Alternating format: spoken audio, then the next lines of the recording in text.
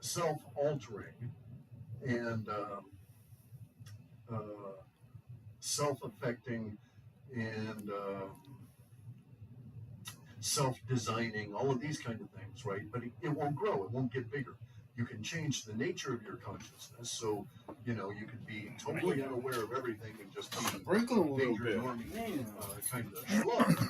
And through circumstances, you could alter the nature of your consciousness and its awareness of itself and its participation within its own growth, such. Okay, so we're going to get started here pretty quick. I went live. I'm just looking for some people to show up in the chat. Actually, I think I'm going to... Feels like we're in Canada. Man, cold. Sorry? Oh, shoot. I'm going to get one of these chairs. This chair is way more comfortable.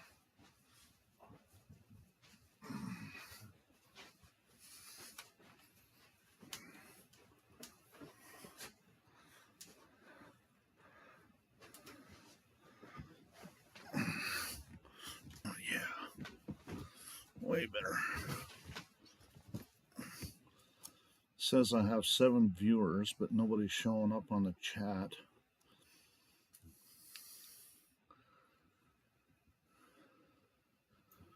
Oh, look at that. Who's your daddy?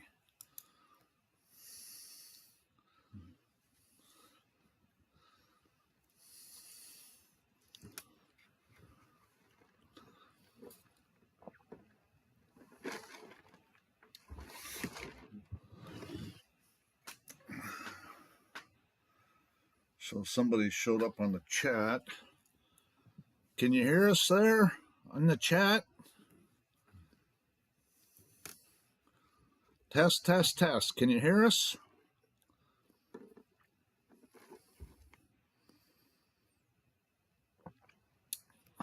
Looks like 11 viewers. Increase the volume. Wow, I'm not sure. Increase the volume.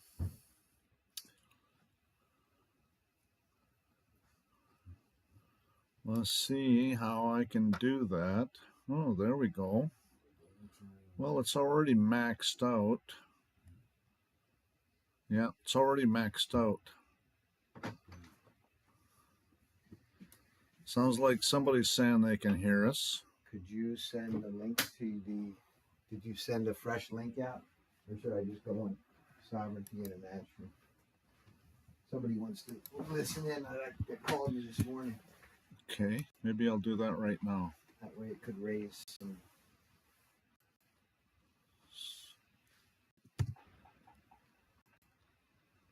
more.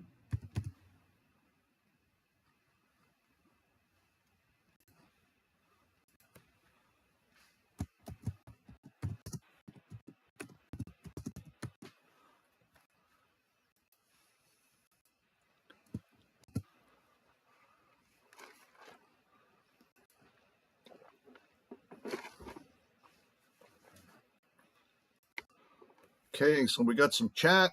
Cannot hear you. Choppy. Yeah, it's kind of broken up. Somebody can hear fine, so that's good. So it's, yeah, the signal is, well, we're getting good signal.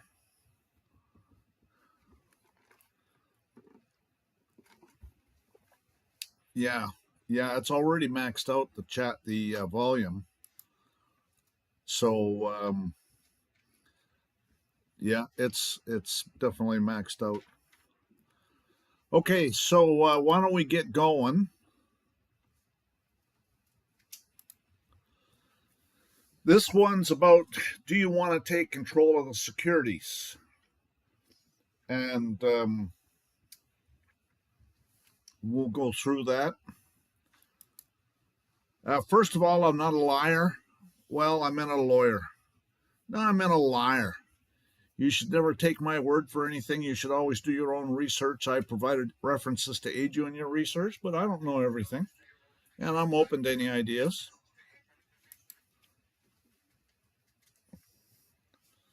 There's 4 types of people you'll meet in your life. There's the people who try to wake up the slaves. There's the slave masters. There's the people who have no idea they're slaves. And there's the people who like being slaves. Let's do this. There we go. That's way better. Ooh. What happened there? There we go.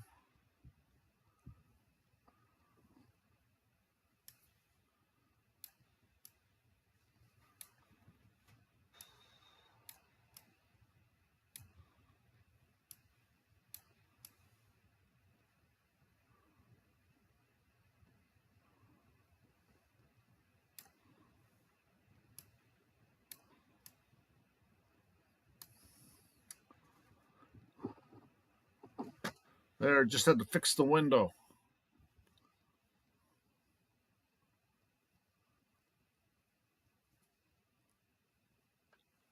And we're getting some good chat.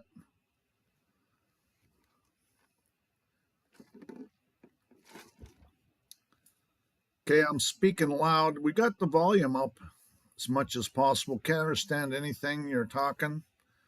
It's very choppy. Yeah, the signal is kind of test. The volume's good. Okay, so it's probably the signal. But anyway, so let's just keep going. If you can see through the illusion, then you are the solution. And so some of you, if you're having trouble, if it's broken up for you, it might be better to come back and watch it after the live stream. But right now, if you have questions, I mean, I'm certainly checking the chat. And so if you have questions, I'll be looking at the questions. And but the signal is kind of I'm getting good signal. I'm not sure why. Maybe I'll see if I can use my portable hotspot. That might make a difference. But even let's see what YouTube is saying. YouTube is saying that the signal's good too. If it says excellent connection. So sometimes if I keep having problems with this connection, then I'll try my portable hotspot and see if that makes it better.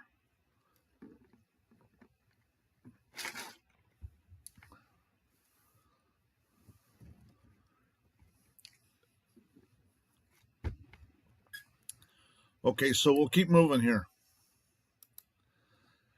How can they know when or if their rights and freedoms are being infringed? And that's what I see all the time. People, there's a lot of disinformation out there. And this is one of the things that this presentation is designed to help people understand is that, people keep asking me that if they should file a UCC1 and all of that stuff. And, we're going to talk about that. Okay. Personally, I would never do that. Okay. But we'll talk about why. Okay. And there's going to be lots of people out there peddling their unproven theories. Okay. And I call them unproven theories. There's no doubt that there's a minor estate. There definitely is. We're going to be talking about that in this presentation. So anyways, let's just keep moving here. We'll get to that when it comes up. Never forget the men who started this country were marijuana growing, whiskey drinking, tax evading rebels who left their beds at night to shoot at the cops. If you think about it, that's exactly true. If you watch my militia videos, the War of Independence was started by the militias. Everybody was required to be armed, at least all the men and some women, depending on the situation. And if you came to a public meeting without your arms, you got a fine. And the fine went to support the militia. And if you were outside of town, it is force. Like fire, it's a dangerous servant and a fearful master. The greatest danger to American freedom is a government that ignores the Constitution. I think we're there, folks, but it's only because we, the people, are asleep at the wheel. But we, the people, are waking up in droves. I got to tell you, it's happening. So it's all fraud and deception, and that's the bottom line about this minor estate account. Okay, it's all fraud. There's a Hague Convention on Private International Law, and Unidroit is part of that convention. And Unidroit controls and regulates the Uniform Commercial Code. And all banksters operate under the Uniform Commercial Code. Securities fall under the Uniform Commercial Code. Usufruct, that all falls under the Uniform Commercial Code. That's why I would never, ever try and capture that account because, and we'll go into it, we'll explain it a little further, but I would never, ever do that. It's all fraud and deception, and, we'll go into it.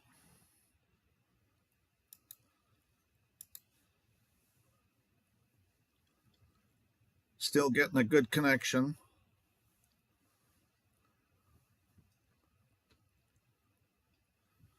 Good, good. Governments descend to the level of a mere private corporation, take on the characteristics of a mere private citizen where private corporate commercial paper and securities is concerned.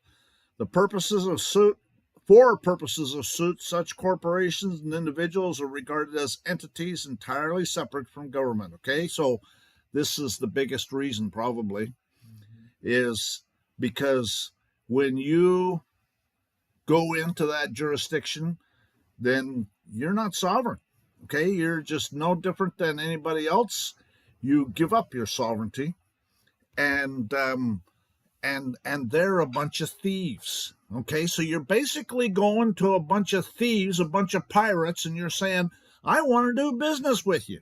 And so they're gonna be glad that you're gonna want to do business with you, but they're thieves. There's nothing honorable that goes on there. They're nothing but a bunch of thieves. They're perjuring their oath by even doing what they're doing. Don't get me going. So there is a minor estate. This is Title 31 of the Code of Federal Regulations, Section 363.6. An individual means a natural person. A minor means an individual under the age of 18 years.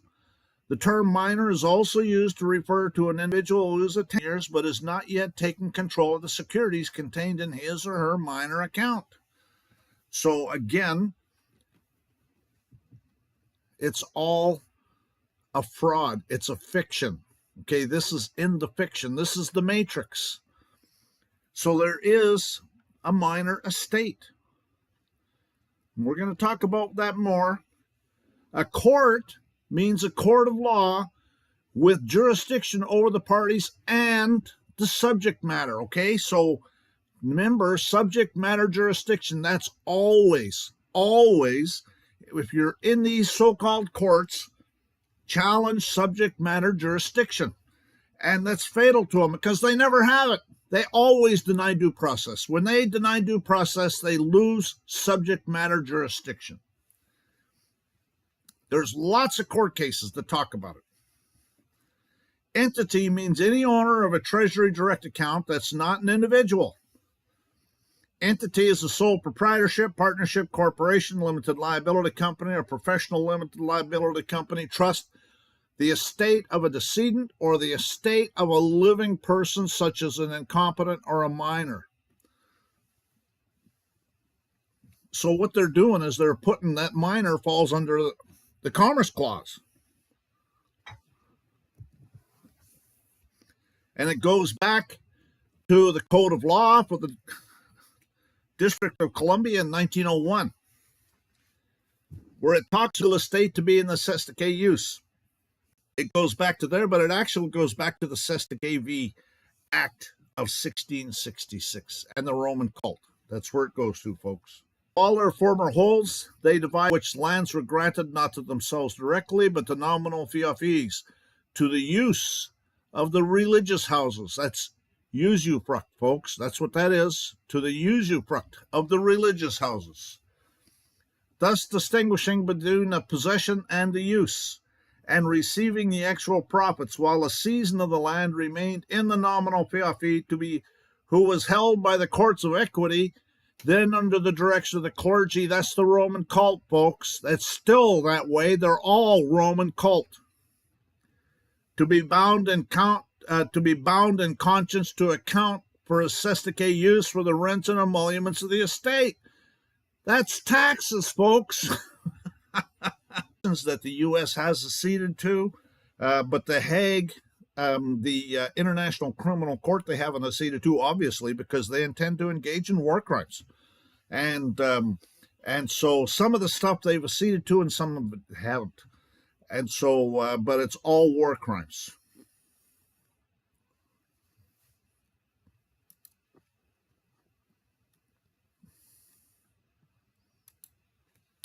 So a U.S. citizen is Roman law. It's the Roman cult. It goes back to the Sestake V Act of 1666. This is the same thing that precipitated the War of Independence. This is the same thing that caused the War of Independence. So a minor means an individual under the age of 18 years. The term minor is also used to refer to an individual who's attained the age of 18 years but has not yet taken control of the securities in his or her minor account. That means that there is a minor estate. It was created when you were born. And there was securities. The minor at birth by fraud. There's a Treasury direct account associated with the minor estate, and there are securities in it. And it's all a fraud. And it's slavery, because they're converting you into a fictitious entity, which is property under the Commerce Clause. It's slavery is what it is. And so you're going to go and try and capture that thing? You're volunteering to be a slave is what you are, with a bunch of pirates and thieves. If you try to take control of any securities, you're submitting yourself to regulations, okay? Because it all falls under the regulations. Quite frankly, I don't know how to do it. I'm not interested in doing it. I want nothing to do with it. If you are subject to regulations, you're property of the government, okay? Article 4 talks about it. Article 4, Section 3. Congress shall have power to take regulate all the territory and other property of the United States. Something like that. I don't have it right here. That would be, I probably have it in here further on. But anyways, regulations are property for property of the government. A slave is property. That's why a slave is considered a slave, because he's property, he's owned. If you read those old court cases from before the Civil War, where the slavery was the issue, the debate in the case is always over property rights. Equity, okay? All these courts are courts of equity. That's the Roman cult, folks. You got to have clean hands. You want to go to these bail priests and expect to get a remedy? Good luck with that anyways. Equitable defense. A defense formerly available only in a court of equity, but now maintainable in a court of law. Yeah, because they go and make it one action. I can start over if you want. Do you want me to start over? Where did we end? When it started buffering.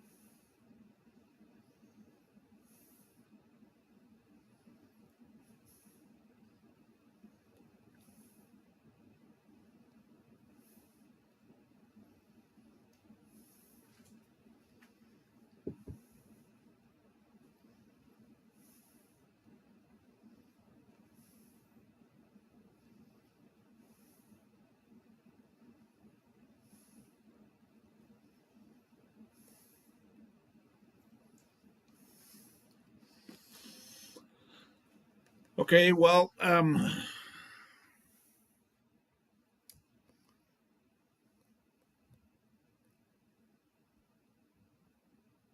think I'm going to back up a few slides and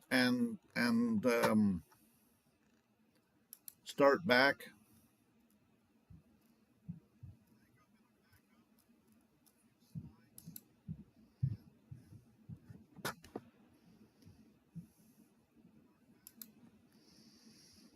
So I'll go back to this point here.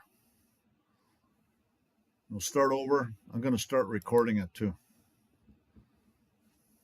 So if I have to, I can upload it.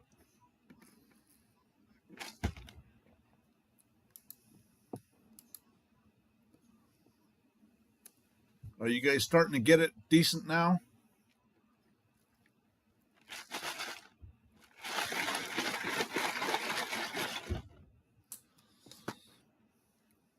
Okay, well, we'll start here. This is frustrating. So it's all fraud and deception. UniDroit is part of the Hague Convention on Private International Law. UniDroit stands for Unification of Private Law. It's located about 100 miles from the Holy See in Rome. And so if you want to be involved in the Uniform Commercial Code, when you do file a UCC1, you're getting yourself mixed up in the Uniform Commercial Code. Okay, that's private international law. It's the law of a bunch of thieves. Okay, and so you want to get mixed up in that. You want to do business with some pirates, then knock yourself out. But I'm not interested in doing that. They're nothing but a bunch of thieves, and they change the rules if it's. I mean, the courts have even talked about it. If it's going to embarrass them, then they'll change the rules. Embarrass the business of the court.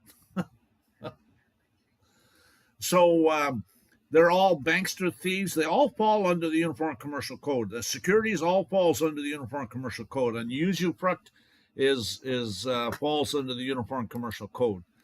The under the Clearfield Trust Company versus United States, there's no such thing as a sovereign in that jurisdiction. Okay, and in fact, in the cause of necessities for taking up arms, it talks about it. It supersedes common law. Governments descend to the level of a mere private corporation and take on the characteristics of a mere private citizen where private, corporate, commercial paper and securities is concerned. For purposes of suit, such corporations and individuals are regarded as entities entirely separate from government. So you want to volunteer into that, knock yourself out. It's a major mistake, in my opinion. I would never do that. There's an individual, it means a natural person. A minor means an individual under the age of 18 years. The term minor also used to refer to an individual who has attained the age of 18 years but has not yet taken control of the securities contained in his or her minor account. That's found at Title 31 of the Code of Federal Regulations, Section 363.6.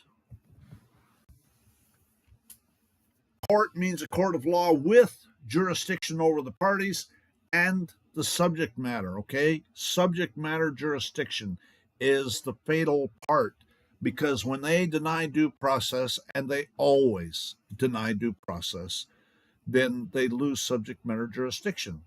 And so you have to scream and yell and jump up and down, and maybe they'll drop it. Okay, and really, those courts are not interested in justice. They're going to railroad you. They're not there. That's what they do. That's what they do. It's called the law of the case, and so they're going to sell you into slavery, and they do it every day. They're nothing but a bunch of thieves. Don't get me going. So what you need to do if you want a remedy, or you don't want to spend all sorts of time in their hotel, then you need to build a case for the Court of Appeals. And so the easiest thing to do is subject matter jurisdiction. because when they deny due process, and they always deny due process, they lose subject matter jurisdiction.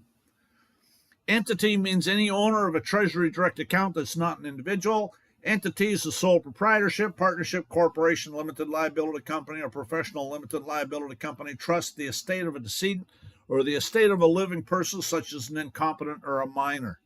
Okay, so what they're doing is they're assaulting you with the Commerce Clause. That's why they spell your name in all block capital letters. It's a minor estate. They're assaulting you with the Commerce Clause. So that's why I file multiple felony criminal complaints against them, and because you can't commit a felony against a corporation. And so I started filing multiple felony criminal complaints against them,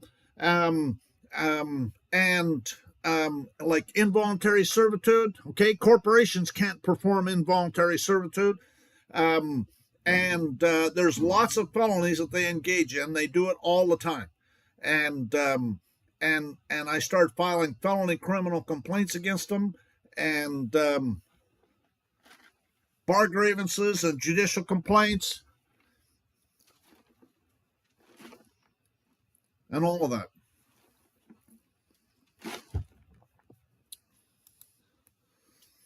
It all goes back to the Code of Law for the District of Columbia, passed in 1901 by Congress. The legal estate to be the cestui use. Isn't it interesting that the Code of Law for the District of Columbia was passed in 1901? The Federal Reserve Act was passed in 1913. The 16th Amendment, I think, was 1913 too. I mean, it's all, how convenient. Isn't that interesting how all that stuff just falls right into place? Wilson went and sold everybody into slavery, and that was in Wilson was responsible in like 1913. That son of a bitch. Anyways, the legal estate to be the cestui use. A use is short for usufruct. It's Roman law. Yet still it was found difficult to set bounds to ecclesiastical ingenuity, for when they were driven out of all their former holes, they devised a new method of conveyance by which the lands were granted not to themselves directly, but to nominal fiefs, to the use of the religious houses. That's the Roman cult, folks, and that's a usufruct. Ecclesiastical ingenuity is the Roman cult, folks.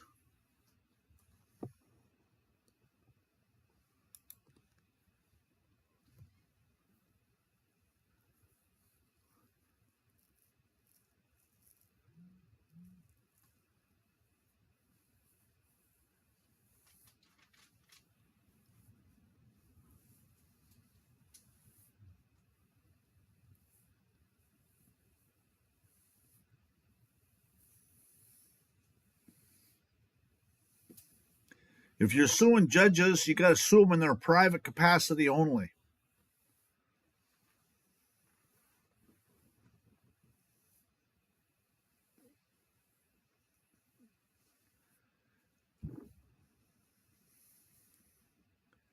When you enter that birth certificate, what did they do? When you did that, they tell you you're crazy and you need your head examined. I'll bet you.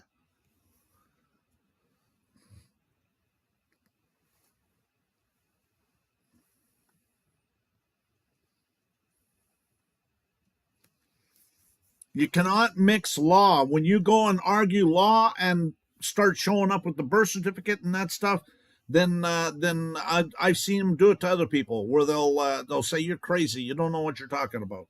And if they don't, they're sitting there, they're lying in wait, they're going to rule against you and let you figure out what happened.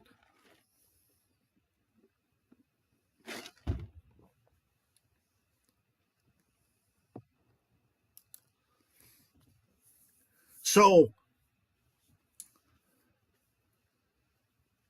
who was held by the courts of equity, then under the direction of the clergy, that's the Roman cult, to be bound in conscience to account to a cestui use for the rents and emoluments of the estate. That's taxes. And it is to these inventions that our practitioners are indebted for the introduction of uses and trusts, the foundation of modern conveyancing. And this is Tomlin's Law Dictionary, 1835 edition, volume 2, under the definition of mort main.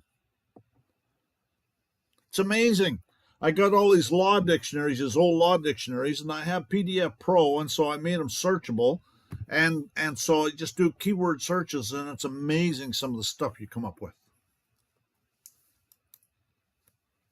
It goes back to the Cestui Que Vie Act of 1666, and that's exactly what precipitated the War of Independence. So there's a minor estate. Under Title 31 of the Code of Federal Regulations, Section 363.6, a minor means an individual under the age of 18 years.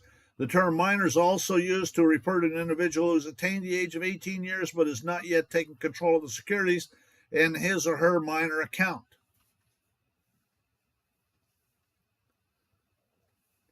So there is a minor estate. The minor estate was created at birth by fraud on the part of these hospitals. So the real solution is have your babies at home, moms. There's a Treasury direct account associated with the minor estate, and there are securities in it that were created by the hospital. It's all a fraud. It's slavery because they're converting you into a fictitious entity under the Commerce Clause. Somebody ought to go down to those hospitals, a board of directors, and blow their fucking brains out. Is what somebody ought to do. These sons of bitches going and doing this shit.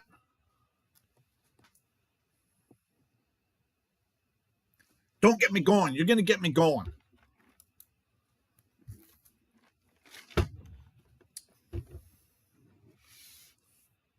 If you try and take control of the securities, you're submitting yourself to regulations, which is a contract.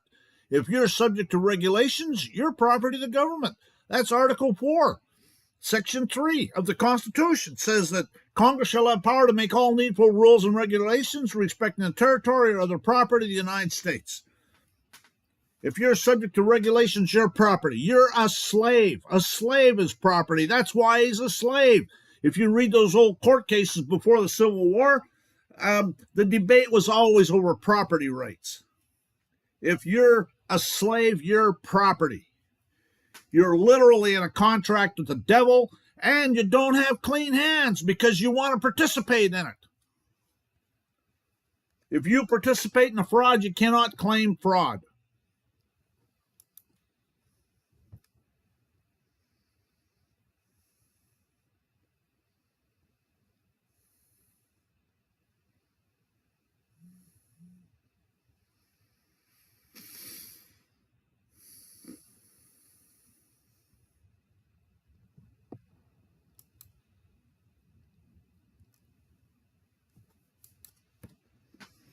The clean hands doctrine.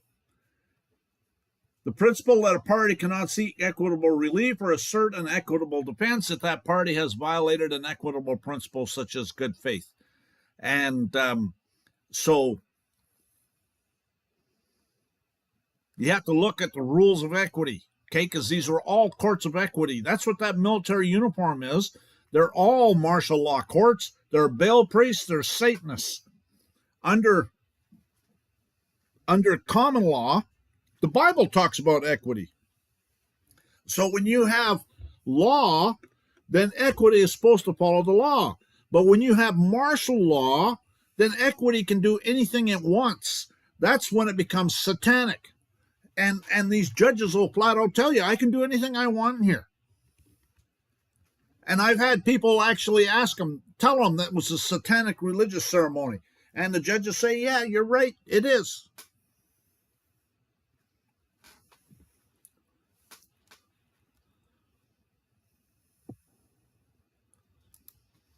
Equitable defense, a defense formerly available in a court of equity but now maintainable in a court of law.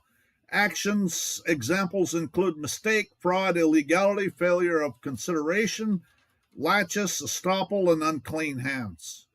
And those are all equitable defenses.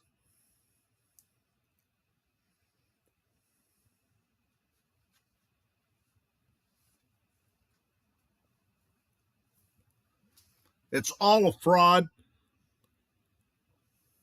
And if you participate in the fraud, then you can't claim fraud.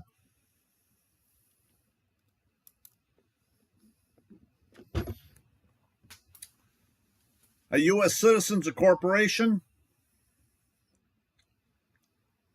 The term United States business means a United States citizen. That's the Commerce Clause. So what they're doing is they're assaulting you with the Commerce Clause. That's found at 102 Stat 1344, Public Law 100-418, August 23rd, 1988. Actually, that's been the case all along. Standing. My opinion is, and long has been, the mayor and aldermen of a city corporation, or the president directors of a bank, or the president directors of a railroad company, or other similar corporations are the true parties that sue and are sued as trustees and representatives of the constantly changing stockholders. A corporation, therefore, being not a natural person but a mere creature of the mind, invisible and intangible, cannot be a citizen of a state or of the United States, and cannot fall within the terms of the power of the above-mentioned article, and can therefore neither plead nor be impleaded in the courts of the United States. And that's U.S. Supreme Court 1852. Now, obviously, the 14th Amendment changed that, but the bottom line is the maxims of law is right here at the bottom. Dissimilar things ought not to be joined. In other words, corporations can go after corporations, and men or women can go after men or women, and you cannot mix them. And so that's a maxim of law.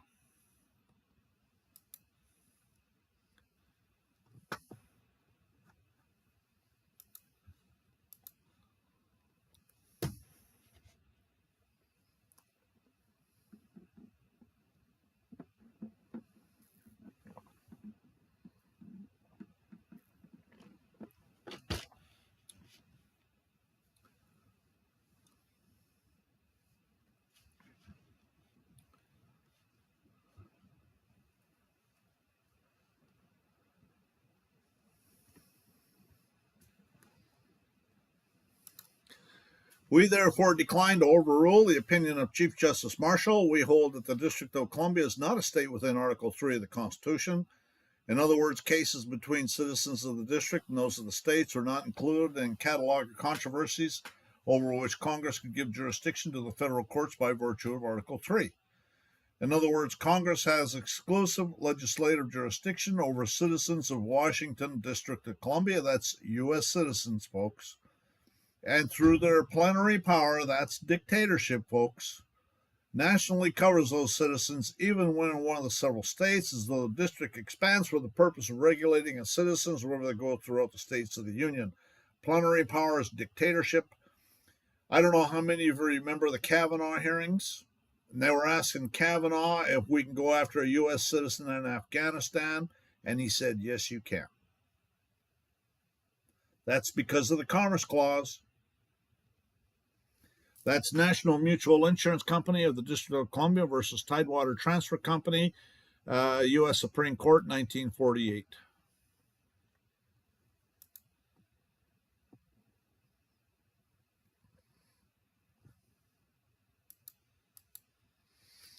Plenary is the court's full and absolute power of the subject matter and the parties in the case. It's a dictatorship. Plenary is full, complete, entire. Full, complete, the courts of admiralty and English ecclesiastical courts.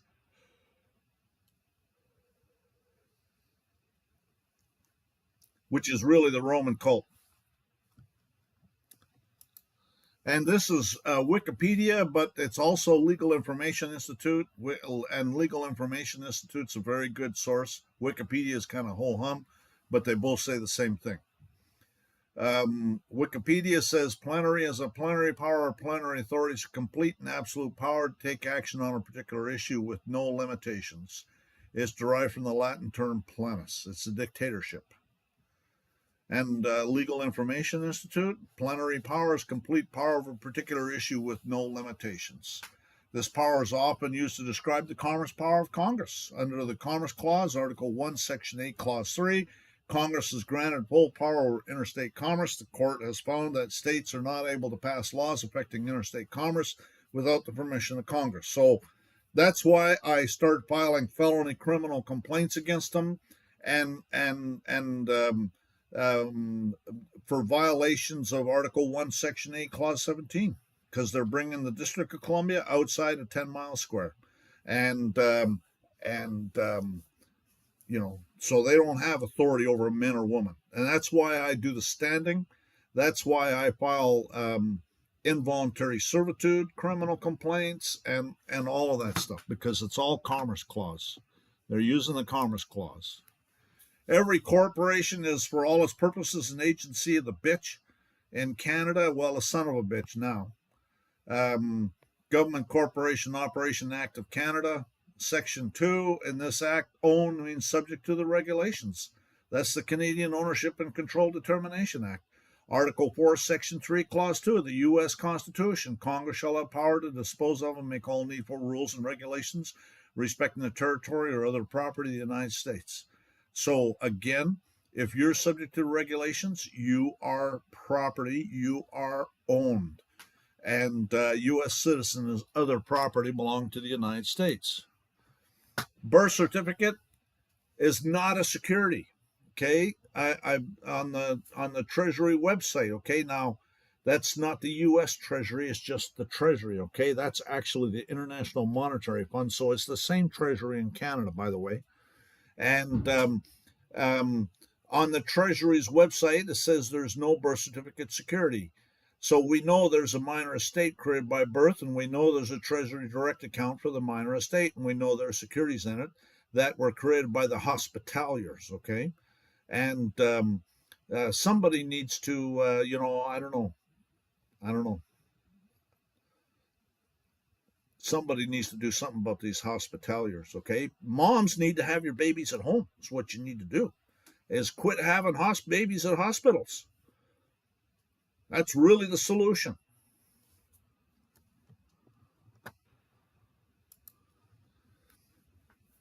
This is Wilson, or actually Colonel Edward Mandell House, in a private meeting with Woodrow Wilson. Very soon, every American will be required to register their biological property in a national system designed to keep track of the people that will operate under the ancient system of pledging. By such methodology, we can compel people to submit to our agenda, which will affect our security as a chargeback for our fiat paper currency. So you want to participate in that? Is that what you're saying? You want to go and volunteer into that? Every American will be forced to register or suffer not being able to work and earn a living. They will be our chattel, and we will hold the security interest over them forever by operation of the law merchant under the scheme of secured transactions. Americans, by unknowingly or unwillingly delivering the bill of lading to us in their hospitals, will be rendered bankrupt and insolvent, forever to remain economic slaves through taxation secured by their pledges. You want to volunteer for that? You want to participate in that? Knock yourself out. They will be stripped of their rights and given a commercial value designed to make us a profit. And they will be none the wiser, for not one man in a million could ever figure our plans, and if by accident one or two would figure it out, we have in our arsenal plausible deniability. And after all, this is the only logical way to fund government, by floating liens and debt to participants in the form of benefits and privileges. This will inevitably reap to us huge profits beyond our wildest expectations and leave every American a contributor to this fraud, which we will call social insurance. Without realizing it, every American will insure us for any loss we may incur, and in this manner, every American will unknowingly be our servant, however begrudgingly. The people will become helpless and without any hope for their redemption, and we will employ the high office of the president of our dummy corporation to foment this plot against America. And you want to participate in that?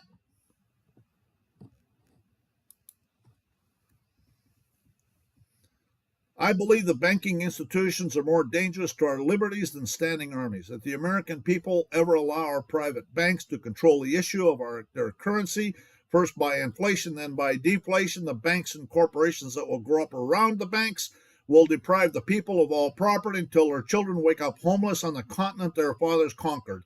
Hello, folks. Have you looked around lately? The issuing power should be taken from the banks and restored to the people to whom it properly belongs.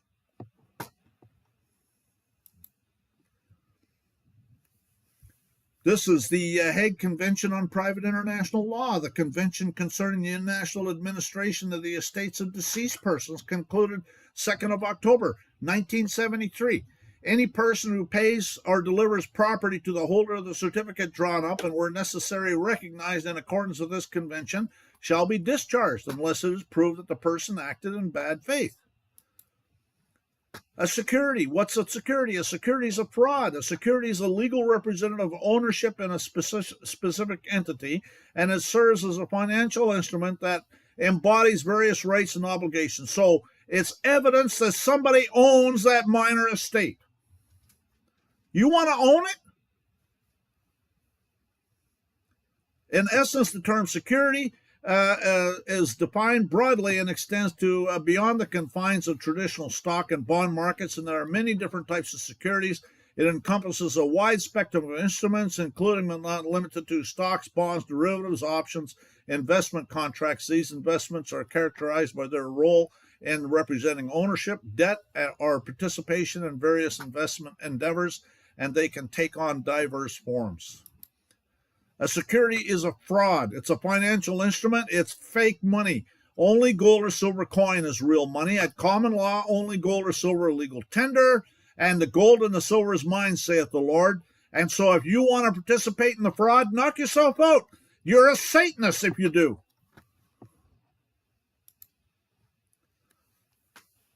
The term dollars, likewise, is incorrect, which according to a constitutional definition are monetary units used in exchange backed by gold or silver.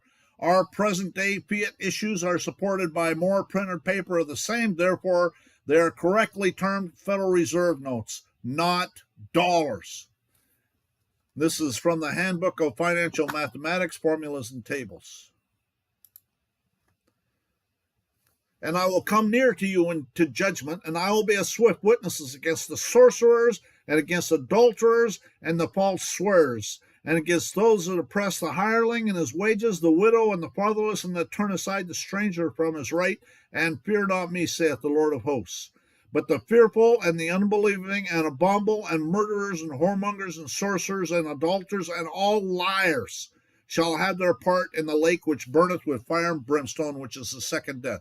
You want to participate in that fraud? So what they do, this is why they create this minor estate, because they want to make sure they get all these, the bankster thieves get paid for the wars. So this is one battle. This was when the U.S. or when the Allies invaded Normandy in the Second World War. There was 550,000 total casualties. This is taken from Britannica.com. And this is showing where the casualties were. And so the estimated battle casualties, the Normandy invasion, World War II, the estimated total battle casualties for Germany were 320,000, including 30,000 killed, 80,000 wounded. It's a satanic blood sacrifice to their Roman cult god Baal. And the bankster thieves get paid because they get to collect all the pillage, all the money, all the fake money in the Roman cult minor estate account and keep it. And it pays off the national debt. Taxes were raised, not raised to carry on wars. Wars were raised to carry on taxes. Well said. They want you dead. The war is not meant to be won, it's meant to be continuous. After World War II, the United States was one of the most heavily indebted nations on the planet. By the 1950s, the U.S. was one of the least most indebted nations on the planet. They let Hitler escape because he facilitated their satanic blood sacrifice and made sure the banksters got paid.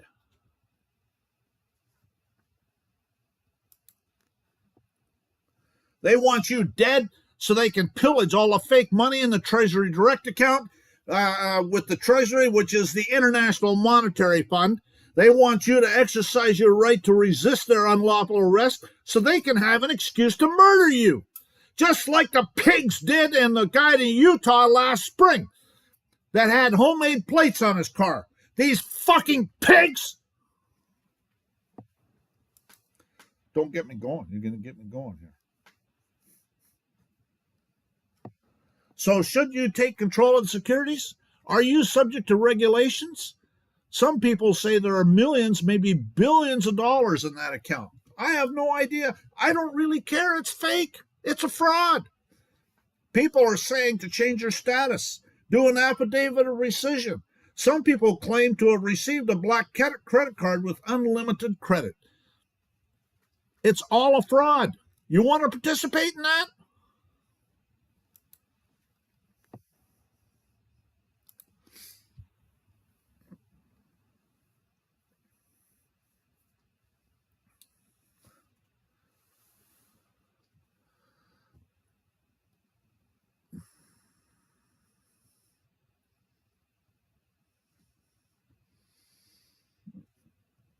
You know, there's a lot of people that sit there and rationalize it a lot of different ways, and it's all just rationalization, in my opinion. If you want to participate in that, knock yourself out. I'm not going to, and I'm not going to recommend that anybody do. It's all satanic. It's diabolically evil. I want nothing to do with it. Status. Standing, state, condition. Compare a state. A corporation has no status as a citizen outside the jurisdiction where it was created. A corporation's a citizen's a corporation. If they're assaulting you with their U.S. citizen slave, then you're in the District of Columbia.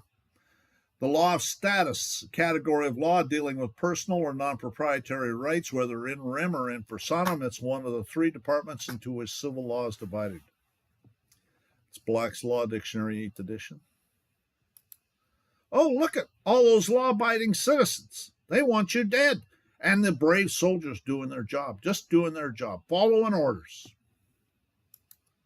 They want you dead.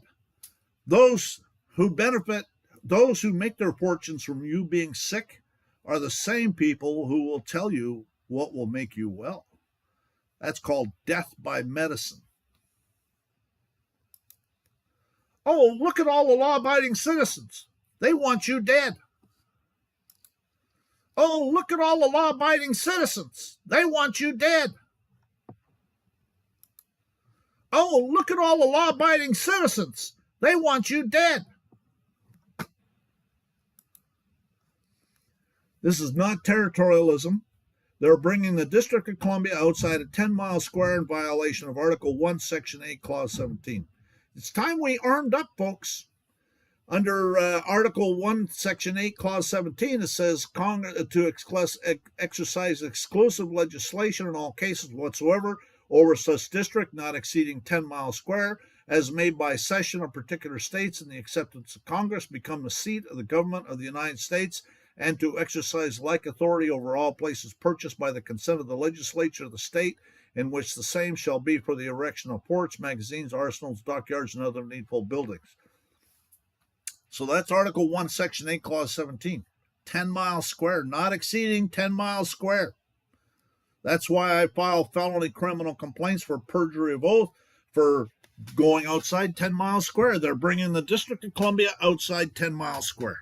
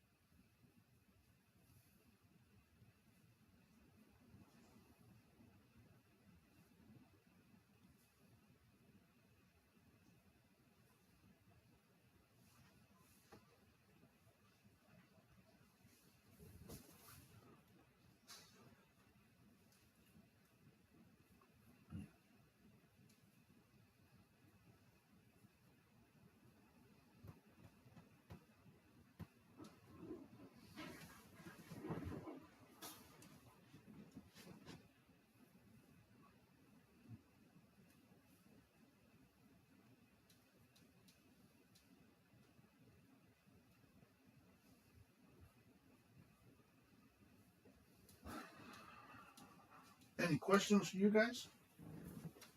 Well, the participating, as soon as I accept the FRN, I'm participating. Well, yes and no. I mean, Okay. as long as you object. I object to it, you know, and that's why I put stuff on my price list.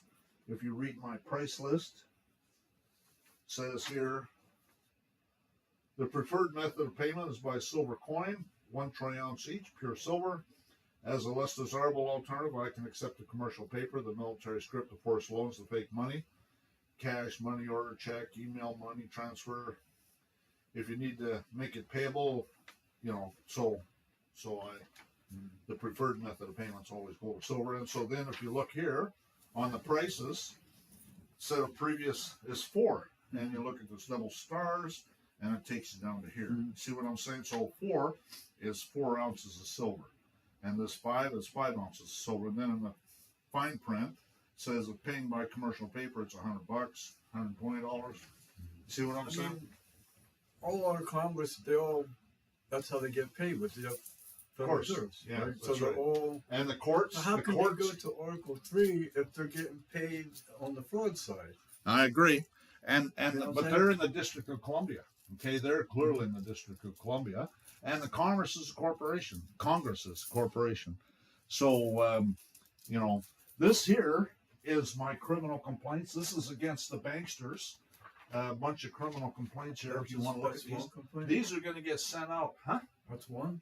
No. Oh, That's one right here. okay, there's like 20 copies. I of like it. to go after the lawyers. The lawyers are the low-hanging fruit because what's going to happen is I'm going to file bar grievances. Those boxes are full of criminal complaints. Like, for example, this box is going to the controller of the currency. This box is going to the Provost Marshal General in Washington, D.C., and this one's going to go to the FBI. And these ones, like some of the banksters, like for some of them are actual banks, and so they're regulated by the controller of the currency. And so, but some of them are not banks, like finance companies and stuff are not banks. And so they're not regulated. There's other regulatory authorities. So you have to figure out who's going to get it to complain. See what I'm saying? Oh. But anyways, so yeah. So I do all that stuff to make sure that you know, they don't want to object. If you just wake up today and say, I'm participating in the fraud, but everything you did up until today, you weren't knowledgeable of it. You didn't understand it. So then you have to backtrack. So they hold you responsible. Before God, you might be able to claim some ignorance, but you know, it's hard to say how much. But a lot of it is, I mean, most people are products of the government's educational system, so they're you know, they're basically brainwashed. I mean, right. Yeah. I mean, your parents did. Your A grandparents. lot of people come out of school and they can't even spell the. You know what I mean? I mean, I worked on airplanes all my life, and I've seen people that would write up an entry and you know, spell the wrong. Anyways, yeah, don't get me going. So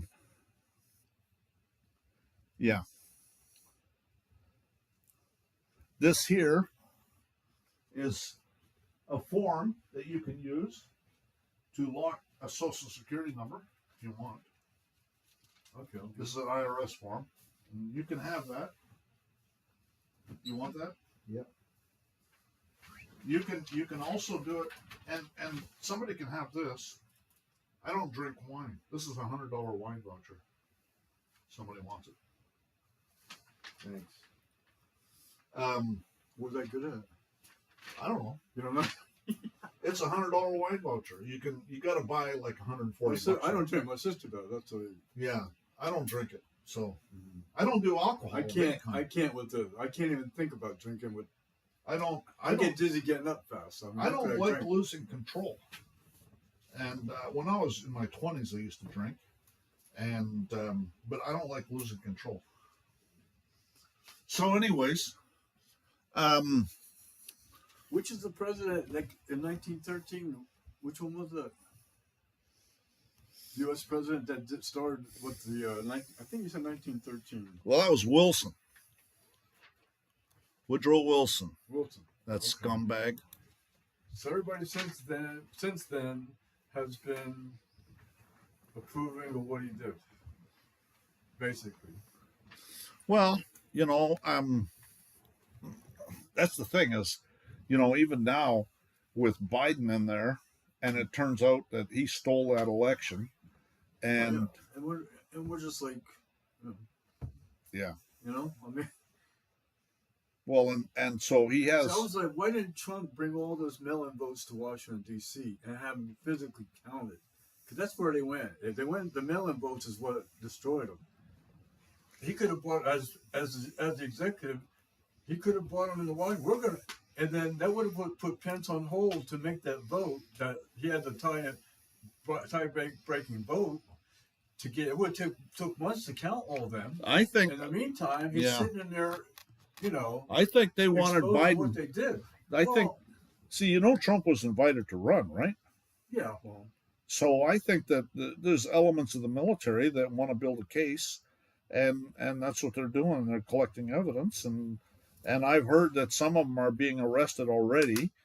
It's because you have to understand that. So they're just Trump issued. They're just figureheads for the ones that are running the show. Trump issued executive orders about foreign interference in our election, and there was Homeland Security was supposed to notify him if they found that that there was evidence of foreign interference in our election, and they refused to give him a report. And there was evidence of foreign interference in our election, and so he couldn't take action because parts of Homeland Security refused to do their job. But all of that is they're building a case against him, and there's. Why didn't he declare martial law? Especially January he was 6th. Given an opportunity. January 6th, right then he should have did it. Look at this. He was. Enough people believe. I don't know if you remember, it was on the news. Sidney Powell left the White House, and she was supposed to come back the next day and sign and prepare the paperwork so that Trump could sign the Insurrection Act. Okay, and what happened was overnight, Trump met with some generals, and they told him that if he signed the Insurrection Act, that within 6 months we'd be in a civil war, just like Lincoln signed the Insurrection Act, and within 6 months we were in a civil war. And so Trump did not want us to be in a civil war. The generals had gamed out all sorts of civil war scenarios, and the republic does not survive. And so Trump decided not to sign the Insurrection Act and try and wake people up. And so actually I talk about that later in my presentation. Anyways, that's what I've heard. I mean, a lot of it's rumors and stuff like that, but I remember. Is it true Trump is supporting Russia getting Crimea and Donbass? That's what I don't know if that's true or not. He said to settle it, give Russia Crimea and Donbass, that'll end the war. But you're giving away about a quarter of Ukraine, right? Well, that part was traditionally part of Russia. At least that's what I'm hearing. I don't know. It was part of the USSR. Yeah, well, but not Russia. You know what I'm saying? It wasn't part of Ukraine USSR, was actually Russia wasn't until they established USSR. That was all Ukraine. They even took Hungary in the USSR. I know. But it wasn't part of Russia. It was part of the USSR. Okay, so let's keep going here, anyways.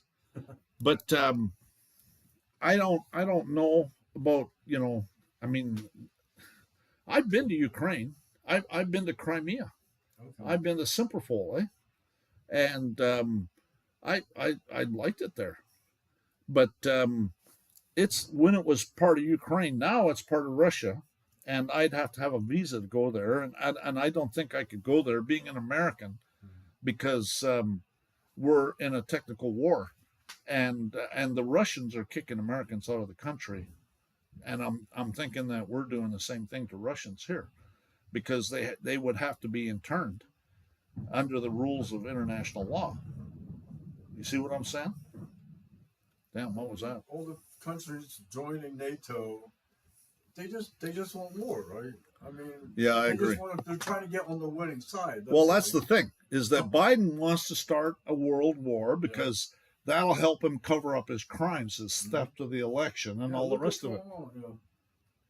Anyways, so my contact information, my blog is sovereigntyinternational.wordpress.com. My website is sovereigntyinternational.fyi.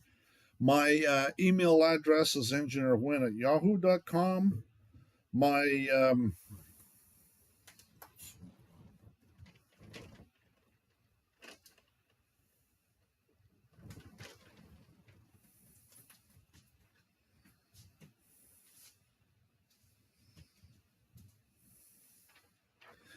My YouTube profile is Sovereign Living.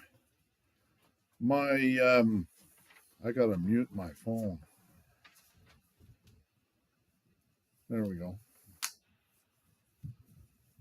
My Facebook community page has deleted it due to censorship on the part of Facebook. My private group, Sovereignty International, is being deleted. My freelist.org group, private group, is Administrating Your Public Servants, and my Google private group is called Administrating Your Public Servants. And I used to have a Yahoo group, and Yahoo deleted it, and along with all the rest of their groups. And so, anyways, I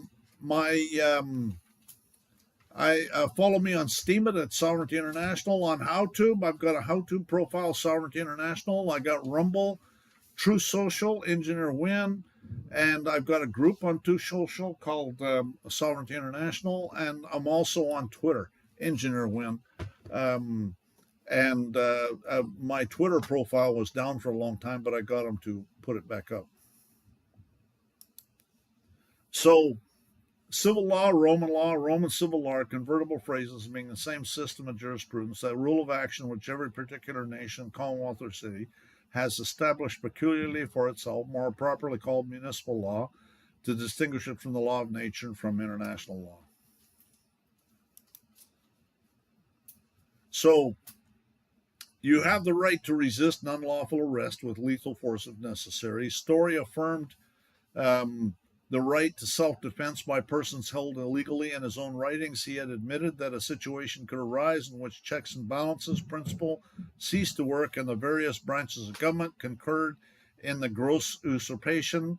There would be no usual remedy by changing the law or passing an amendment to the Constitution should the oppressed party be a minority. Story concluded if there could be any remedy at all, it is a remedy never provided for by human institutions. That was the ultimate right of all human beings in extreme cases to resist oppression and to apply force against ruinous injustice. And that's an account of the reading of the decision in the case by Justice Joseph Story of the Supreme Court. Okay, and so that's Mutiny on the Amistad, from Mutiny on the Amistad by Howard Jones. So yeah, the Amistad, he talks about that. That's where I got that from. You have a right to resist an unlawful arrest with lethal force if necessary. U.S. versus Schooner Amistad. The people took over a slave ship and killed all of their captors except for one on a slave ship, and they demanded that one survivor take them back to Africa. He sailed in circles off the coast of Virginia till the U.S. Navy found them, and they were brought back and charged with murder. And it went all the way to the Supreme Court, and the Supreme Court, the arguments were two. There's either if you're a slave, you're no different than a dog or a cat, and a dog or a cat can't commit murder because they're property. And either that or they had every right to do what they did. And the Supreme Court said they had every right to do what they did. Send them back to Africa. Endless wars are to get you in their killing fields so their banksters can collect the fake money in the Treasury Direct account. But you can fight for your bankrupt corporation if you want. Entity means an owner of a Treasury Direct account that is not an individual. Entity is a sole proprietorship, partnership, corporation, limited liability company, or a professional limited liability company, trust, the estate of a decedent, or the estate of a living person such as an incompetent or a minor. Minor means an individual under the age of 18 years. The term minor is also used to refer to an individual who attains the age of 18 years but has not yet taken control of the securities contained in his or her minor account. So they intend to assault you with their minor estate, so they can assault you with the Commerce Clause, Article 1, Section 8, Clause 3, and their plenary dictatorship jurisdiction of the District of Columbia. That's exactly where they're going with it.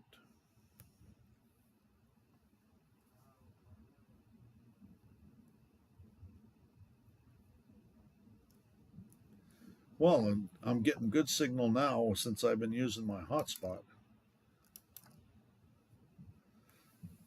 This is Article 6, Clause 2, this Constitution and the laws of the United States, which shall be made in pursuance thereof, and all treaties made or which shall be made.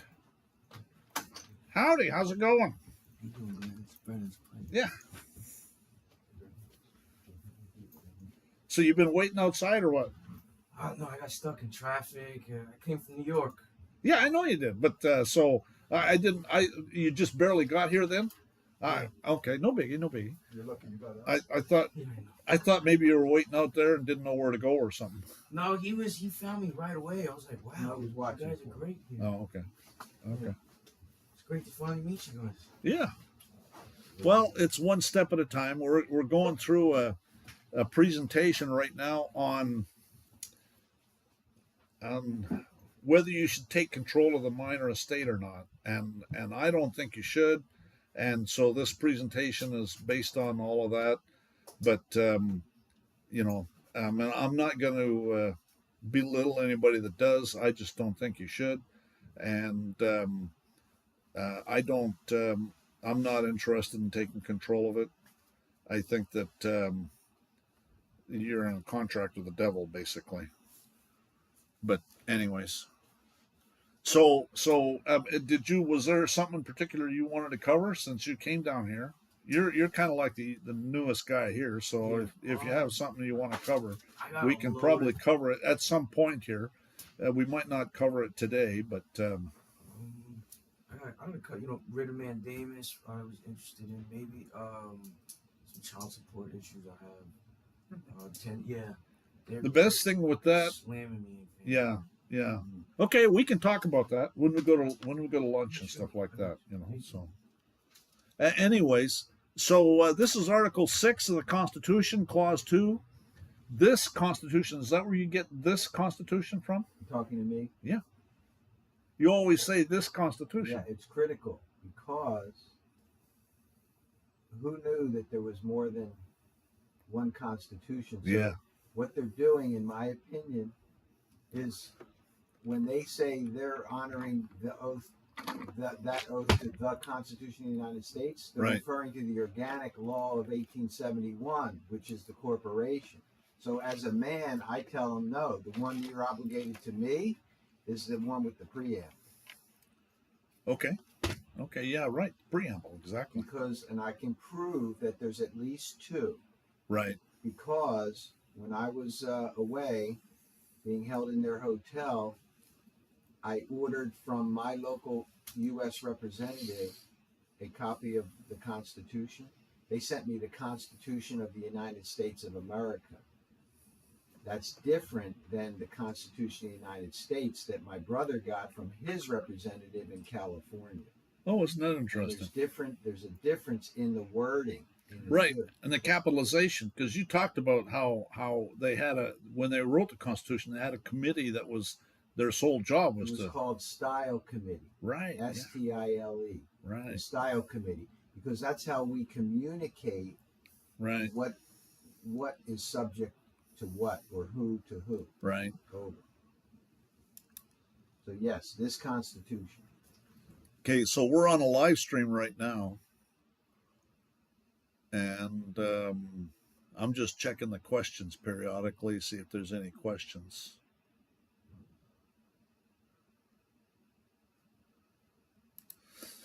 Okay, so anyways, this Constitution and the laws of the United States, which shall be made in pursuance thereof, and all treaties made or which shall be made under the authority of the United States, shall be the supreme law of the land. And the judges in every state shall be bound thereby, anything in the constitutional laws of any state to the contrary notwithstanding. And I can tell you that if you stand your ground on that over trial by jury, for example, the case will disappear because they can't give you a trial by jury, and they'll tell you. They told us, with me and Darren actually one time, they said all we can give you is a jury trial, and we didn't. It didn't dawn us to remind them about Article 6, Clause 2, because if we would have, then But anyway, so what he did is he signed a plea bargain without prejudice, which means there's no signature, and the case disappeared. Anyways, they routinely unlawfully arrest you with the objective of you exercising your right to resist their unlawful arrest, so the military police, the pigs, can have an excuse to murder you. They're engaged in their endless wars to get you in their killing fields. Either way, the bankster handlers get to pillage all the fake money in the Treasury Direct account. That's what it's all about. They want you dead. They screen out intelligent people in the hiring process for their law enforcement officers. Jordan versus City of New London, the U.S. Court of Appeals for the Second Circuit, case number 99-9188. Robert Jordan had a master's degree and scored too high on their test. Too intelligent. This is a ABC News article about it. A man whose bid to become a police officer was rejected after he scored too high on an intelligence test has lost an appeal in his federal lawsuit against the city. September 8, 2000. They want you dead. The two enemies of the people are criminals and government. So let us tie down the second, that's government, with the change of the Constitution, so the second will not become the legalized version of the first. That's exactly what's happened, if you think about it. Yeah. Boy, I'll tell you. They want you dead. I believe the banking institutions are more dangerous to our liberties than standing armies. If the American people ever allow private banks to control the issue of their currency, first by inflation, then by deflation, the banks and corporations that will grow up around the banks will deprive the people of all property until their children wake up homeless on the continent their fathers conquered. The issuing power should be taken from the banks and restored to the people to whom it properly belongs. Yes, no joke.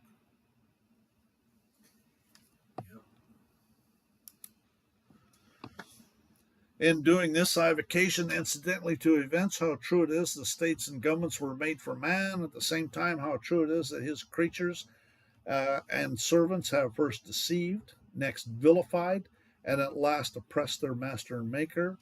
A state like a merchant makes a contract, a dishonest state like a dishonest merchant willfully refuses to discharge it. Statutes have been passed extending the courts of admiralty and vice admiralty far beyond their ancient limits for depriving us of the accustomed and estimable privilege of trial by jury in cases affecting both life and property. And so I've actually got this in the demand for trial by jury. To supersede the course of common law, instead thereof to publish and order the use and exercise of law martial, and for altering fundamentally the form of government established by charter. We saw the misery to which such despotism would reduce us. That's dictatorship. Most people don't seem to realize that a despotism is a dictatorship.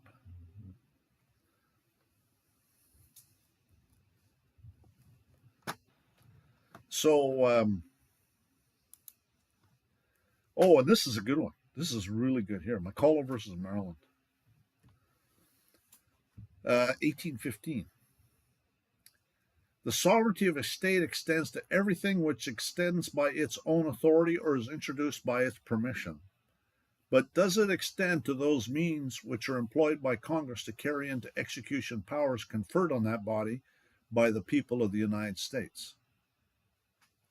So think about what they're saying here. Does it extend to those means which are employed by Congress to carry into execution powers which are conferred on that body by the people of the United States? Does Congress have authority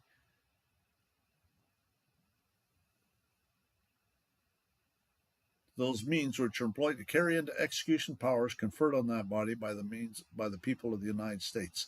We think it demonstrable that it does not.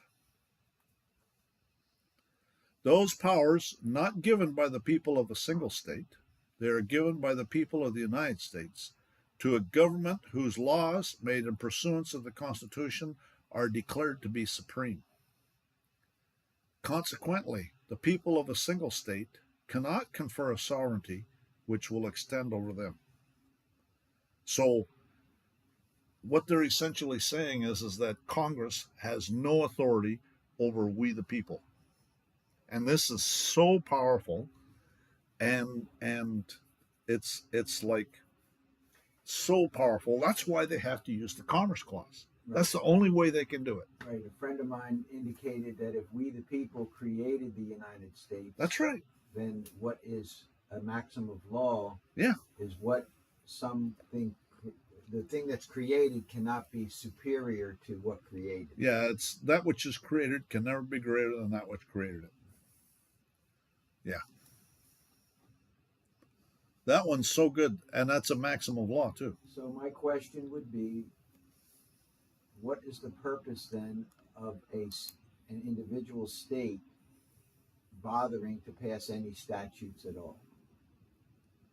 Well, the statutes don't apply. That was one thing that came up. Remember, we had this meeting on Tuesday meetings, and the guy came there that had been a student of Fox. What was his name? Fox was his last name. There's a Supreme Court case with him. He was a Canadian living down here. And what was his first name? I used to get emails from him all the time. He's died. Anyways, he would win cases because they would charge you, federally, they charge you under a federal code, and the Supreme Court, there's a Supreme Court case, and I have the paperwork for that too, by the way. I went and we sent him a donation, and he sent us his paperwork, Word files. Anyways, he would win cases by bringing up that if Congress passes a statute, they have to have implementing regulations for the statute in order to charge you under it. Because if there's no implementing regulations, they can't charge you with anything under that statute, unless there's certain wording they can put in the statute if they want to, that and a wording basically has to say they don't have to create any regulations to support this. But if they have to create regulations, so then if you think about that, then the statutes only apply to government employees, right? Because the regulations only apply to government employees, right? Unless Congress says something has to have certain wording in the statute that says that they don't have to make regulations. So what is the point of having a government then? Well, national defense, right? Protect us from foreign enemies. True, which is the Constitution. The chains of the Constitution bound this thing we were creating called the government. Yes. And it's run away with itself. Well, criminals got in there, and it's not just a few. It's been repeated time and time again. You see what I'm saying? And we have been asleep at the wheel. Yes, we have. And they use wars and inflation and deflation of the money supply to create fear and control. Well, and that's probably the biggest part of it is the money, the fake money. Matter of fact, I've got one of the presentations I want to go through is about the fake money, because if it wasn't for the fake money, they wouldn't be able to do near the stuff they're doing. The fake money is absolutely critical for everything, really. I agree. So true. Anyways, the sovereignty of the United States resides in the people, and Congress cannot invoke the sovereignty of the people to override their will as declared in the Constitution. The state citizen is immune from any and all government attacks and procedure absent contract. Every man is independent of all laws except those prescribed by nature. He's not bound by any institutions formed by his fellow men without his consent. And this is that maxim. The power which is derived cannot be greater than that from which it is derived. And there's the Latin. Nor does the conclusion by any means suppose the superiority of the judicial to the legislative power. It only supposes that the power of the people is superior to both. And so there's been a bunch of things that have gone on. Like, for example, during the Roosevelt administration, they appointed a bunch of liberal justices. And so the Supreme Court's been captured since World War II, basically. Exactly. Under the UN, under But the but UNITRO. Trump by appointing, I mean, he appointed like 3 or 4 justices, 3 I think. He appointed Gorsuch, Kavanaugh, And the woman, right? So he appointed 3, and so he's caused a major change in the Supreme Court. Is it taking them time to unwind everything? Well, and then but Thomas was always there, so Thomas has always been a good guy, and so there's been some really good rulings that have come out recently, like within the last year or 2. It's kind of like they're sending us back to the common law. Absolutely, yeah. That's why they went and overturned Roe v. Wade. I mean, that just goes on and on. Territorial courts. The United States District Court is not a true United States court established under our Constitution, Article 3, to administer the judicial power of the United States, but was created by virtue of the sovereign congressional faculty granted under Article 4, Section 3. Remember, we talked about that, making all needful rules and regulations respecting the territory or other property belonging to the United States. And that's Balzac versus people of Puerto Rico. So then Puerto Rico is definitely a territory. So this may be a good time to talk about what is the difference between the United States and the United States of America. Well, the United States is District of Columbia, and United States of America is the states united together. You see what I'm saying? Yes. United States is District of Columbia. United States of America is the 50 states or whatever. Well, some have, in a simple way, some have, and I believe one man indicated that the cleanest way to understand the difference is the United States of America is the country. The United States is the government. Yeah, right. So when we hear the word United States, I was always trained there's no difference between the two. Right. So the United States, okay, fine, it doesn't matter to me. It's the United States, which is the country. It But is. No, that's not true. That's not true. You're The right. United States is your 10-mile square, That's right. and any land that was ceded by the state. And again, corporations, all corporations under the Commerce Clause. But if you're not a corporation, so then that's why you have to. That's why I go after them. I'm going after them right now over that minor estate, because now it's in the. I found it in the Code of Federal Regulations, and so I sent Janet Yellen a letter, and so now I'm going to send her a nasty gram. And when I send out my nasty grams, everybody and their brother's going to get a copy. And I know you want me dead, so come on down, make my day. I'll be armed. We'll settle it for once and for all. You fucking bitch.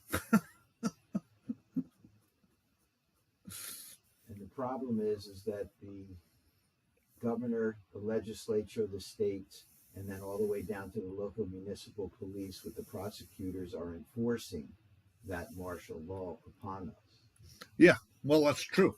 They presume it. Now I have found that you can defeat all of that, but you have to go on the attack. I sent them out a notice and demand, and that defeats a lot of it. Like, for example, when I was working at U.S. Airways, the IRS, I was exempt. I was filing exempt, and because U.S. Airways, you can't work for a company like that without giving them a Social Security number. So I was filing exempt. And after being there for like 3 years, the IRS told them to change my withholdings to maximum. Oh, first of all, what happened is the IRS sent me a request to file. And I had been sending out notice and demands, right? So I sent them out to the U.S. attorney. I sent them out to, and the thing is that if the IRS or any government agency wants to do anything, a federal agency, they're going to have to do it through the U.S. attorney wherever you live. You see what I'm saying? So if you accept his oath of office, then they're going to have a problem. And that's what I did. Is I sent him out a notice and demand. I accepted his oath of office, and I never had any trouble. And I could tell you that I had thousands of dollars in my bank account, and I was working at U.S. Airways, and I had a 401k. I had like about, I think I left there and it was like $40,000 in that. It wasn't a lot, but it was a fair amount. And I'd been there for like about 6 or 7 years, and that's the longest job I ever had in my life. Anyway, so I had I left there. What happened is IRS told them to increase to change my exemptions to 0 exemptions. So they were taking out maximum withholdings. And so I figured, well, if they're not going to pay me, then I'm not going to work for them. So I left. I got a job working on the F-35 Joint Strike Fighter program in Dallas. And so what happened is, and that's since then I use structures, trusts, and stuff like that. And I never work me. It's always American Engineering Services that's working. See what I'm saying? So anyways, but I haven't had a contract since 2015 either. But so anyways, but I've never had them try and come after me criminally. Okay. And I even haven't had them try and steal my money, except that they were stealing my money when I was working for U.S. Airways. They went and changed the maximum withholding. So I said, well, okay, so I guess I'm not working here anymore. You don't want to pay me? I'm not going to work. Fuck you. And I left. And I filed a lawsuit against them and the IRS, and I took it to the Supreme Court. And when I got to the Supreme Court, I used the same arguments. I told them that you have no right to tax me, and you have no right to turn this case away because I'm one of the people. And the Supreme Court accepted the case, and there was no filing fee. And so then, because I know people that got their case turned away by the Supreme Court. And what happened is when you get your case turned away, it doesn't even get docketed. Okay, well, I have docketing letters for all of my cases. I've been there 5 times. I've got docketing letters for all of them. The docketing letter says, your case, this is your docketing number. Send it to the respondents so they can know to respond. And so the U.S. Department of Justice in that case was the so-called respondent. Department of so-called Justice is what I called them. The U.S. Department of so-called Justice. And I sent them the docketing letter, and they came back and they waived their right to respond. And it happened every time I went to the Supreme Court. I'm actually thinking about filing a original petition. I'm going to sue the U.S. consul in Calgary because they went and conspired with foreign enemies to sell me into slavery. And so I think that ought to be a good one. I think that they're going to have to answer that one. And so it's an original action to the Supreme Court. And I'm going to tell them, I think I probably want like, I don't know, I probably ought to get, maybe 200 or 300 million, because they held me in their hotel for 82 days. Right. And I went and sent them a notice back in the 90s, and I told them my rights are valued at $1 million per right per day. So 82 days, that's, 100 mil just for that.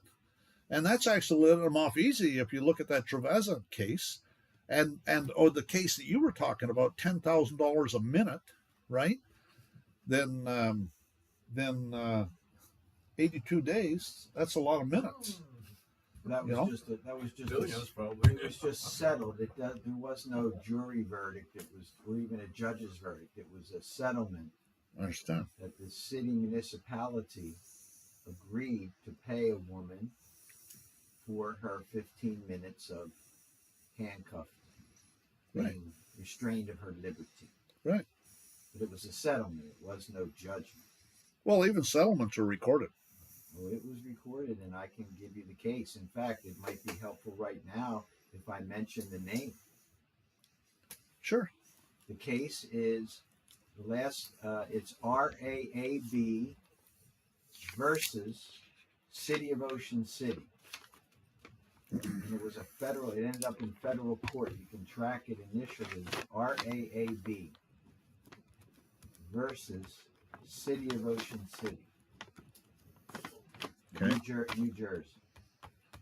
And it comes right up on Google, and you can see the different filings. It's all public record. Yeah, good. So anyways, so I was figuring, because the U.S. consulate's not supposed to be selling Americans, conspiring with foreign enemies, and then it's going to bring up the issue of that Five Eyes alliance, and Homeland Security. Okay, they went and hired foreign enemies to handle Homeland Security. What's up with that? Okay, because that's all International Monetary Fund. They're foreign enemies, and so because they're part of that conspiracy, they're depriving me of my right to pursue happiness, which is why I haven't been able to get a contract since 2015. Don't get me going. You're going to get me going. But so I've been thinking about bringing an original action, because under Article 3, Section 2, it says the Supreme Court has original jurisdiction involving all cases involving ambassadors and consuls. Mm-hmm. And they haven't amended that. They passed statutes telling the district courts they have jurisdiction, but I've been fighting with this federal court in Dallas, and they're just giving me the runaround. So maybe I'll just, fuck you and go to the Supreme Court. That's your remedy. Yeah. So they're just sitting, waiting for your letter, Glenn. Might be. They're just sitting, waiting for your letter. Yeah. They're not going to come chase you down. I know. I got to do it. It'll be fun to see what happens. So what happens is a court can be a court of general jurisdiction for some purposes and a court of limited jurisdiction for other purposes. When, therefore, a court of general jurisdiction proceeds under a special statute, it's always special statute, it becomes a court of limited jurisdiction. They're always inferior courts of limited jurisdiction. Accordingly, where a court of general jurisdiction undertakes to carry out a special power, decision made in the exercise of such powers is treated as a ruling of a court of limited jurisdiction, and the presumption applicable to a court of general jurisdiction that it acted within the scope of its jurisdiction does not apply. So, these courts, they know what's going on, and they just sit there and play stupid. So it is very critical, is it not, to go on the attack? We cannot wait for them to Right. start getting us Right. under their presumed jurisdiction. Right. This is the first quote is from Corpus Juris Secundum, Book 21, Section 2, and the second one is from American Jurisprudence. So these judges are getting royalties. I don't know if you know that or not, but this is all found in the Code of Law for the District of Columbia. Now it's in the regulation somewhere, I'm sure, but drawing a complaint, the judge gets a royalty for drawing a complaint. Issuing a warrant, issuing a commitment. When they sell you into slavery, he gets a royalty. Entering a return, issuing a subpoena, drawing a bond, administering an oath, recognizance of witnesses, transcripts, certifying depositions. So they're getting royalties on all that stuff. So you know how you have to get the court reporter, you got to pay the court reporter. The judge is getting part of that.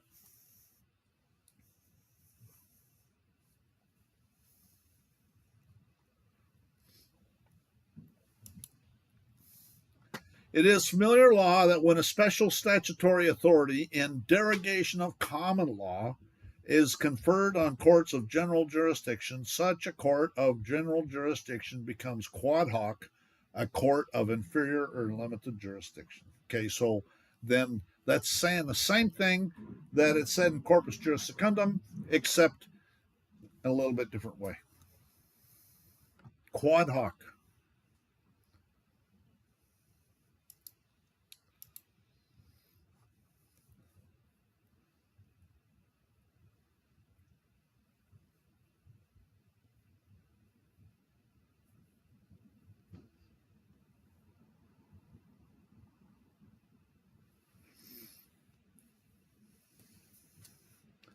Yeah, so for the chat, for those people listening, that case was RAB, RAAB versus City of Ocean City, New Jersey. Approximately 2014 or 15. Approximately 2014 or 2015, and the settlement was $10,000 a minute. So, anyways.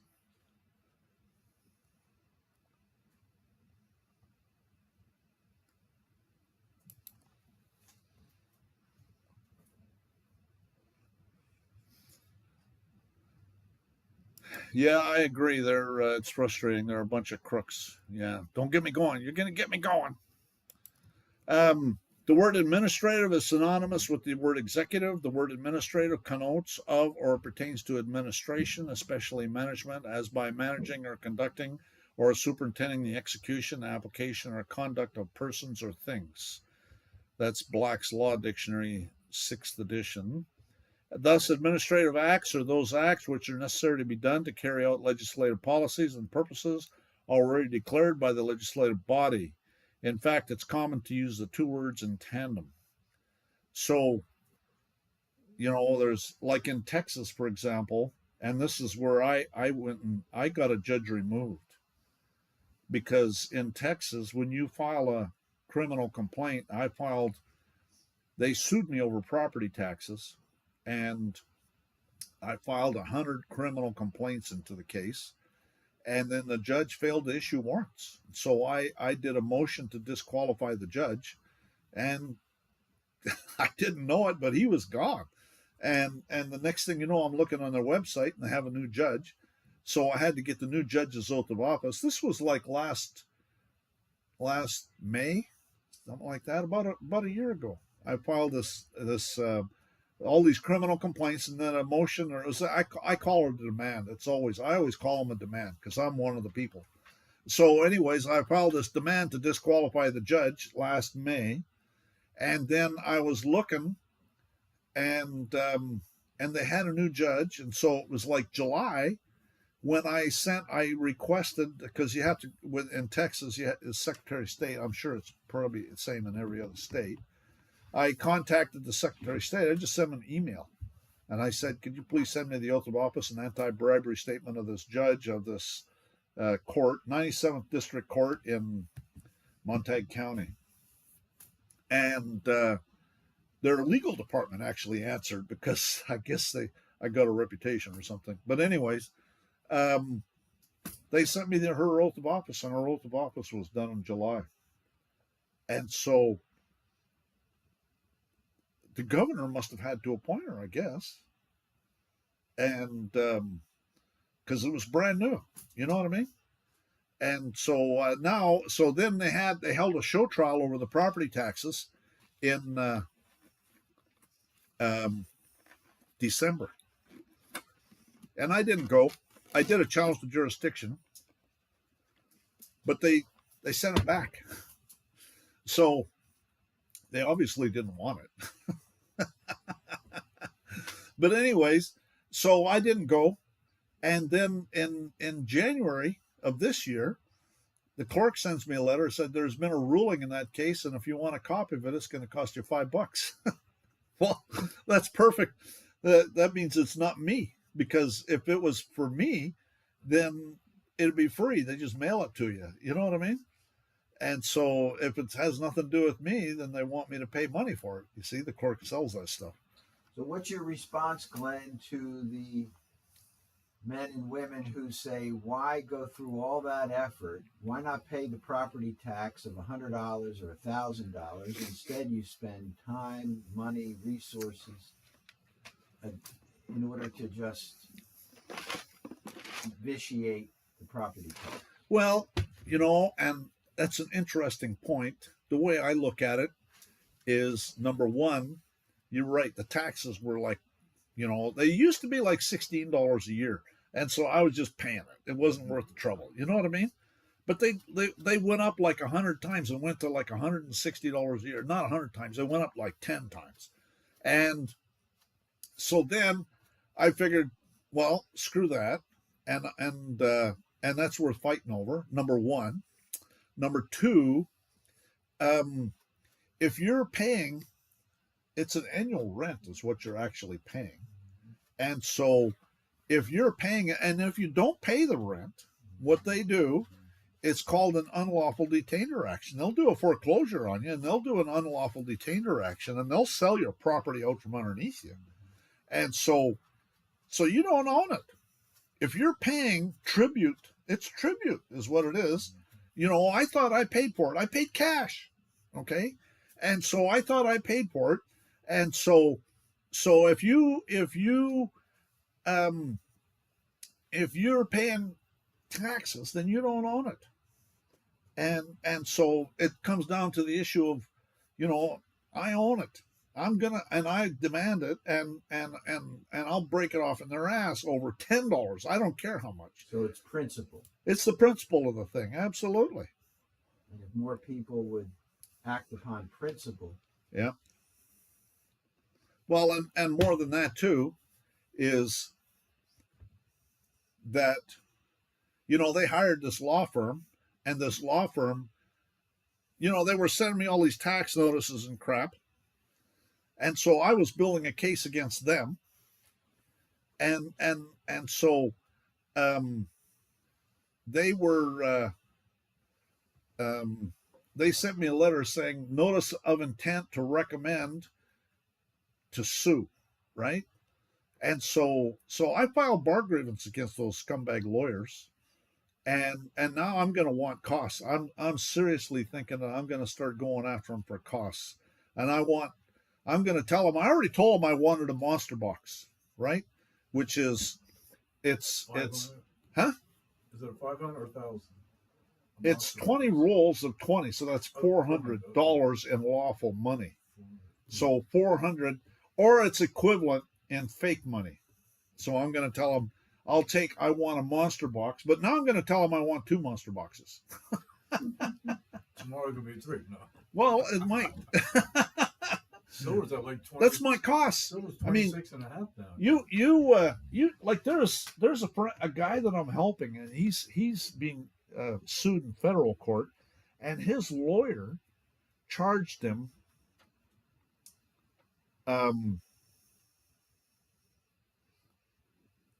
he paid him $500,000, and he still owed him another $250,000.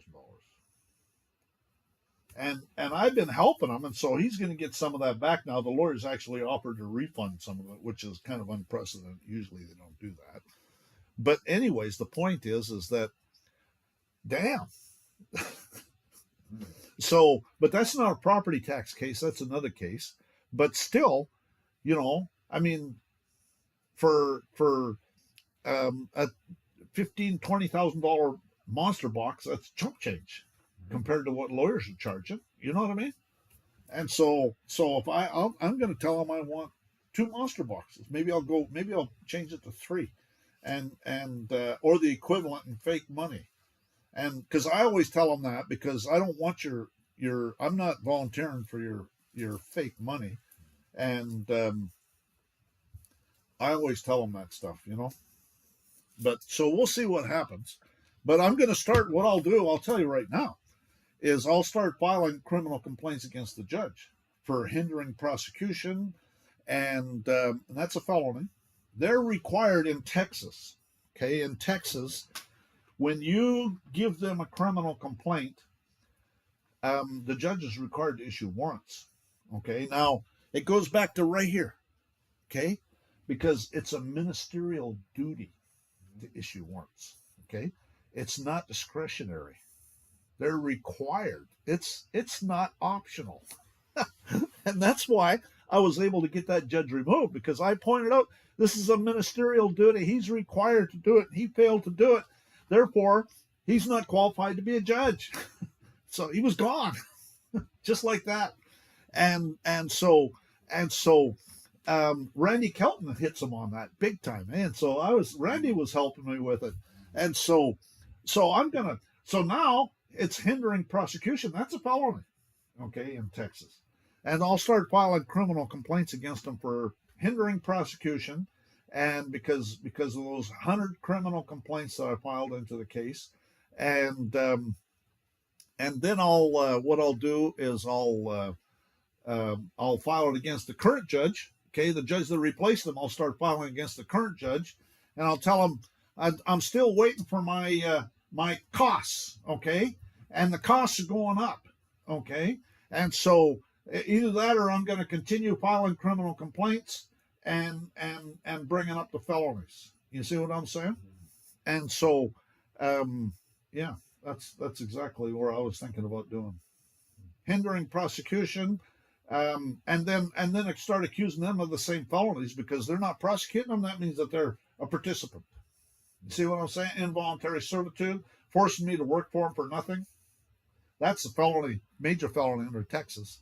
Under U.S., I should say, okay, 2073, and and then invalid use of court seals, okay, that's another one. That's another felony, okay. When they don't put a court seal on it, then it's a fake judge, okay. So that's invalid. Anyways, don't get me going. Yeah. So I'll start pointing that shit out and filing criminal complaints. Go ahead. Yeah. My dad's deed, right? They bought the property in 1954. It has no street address, no street number. It has lot 97, 98, and 99.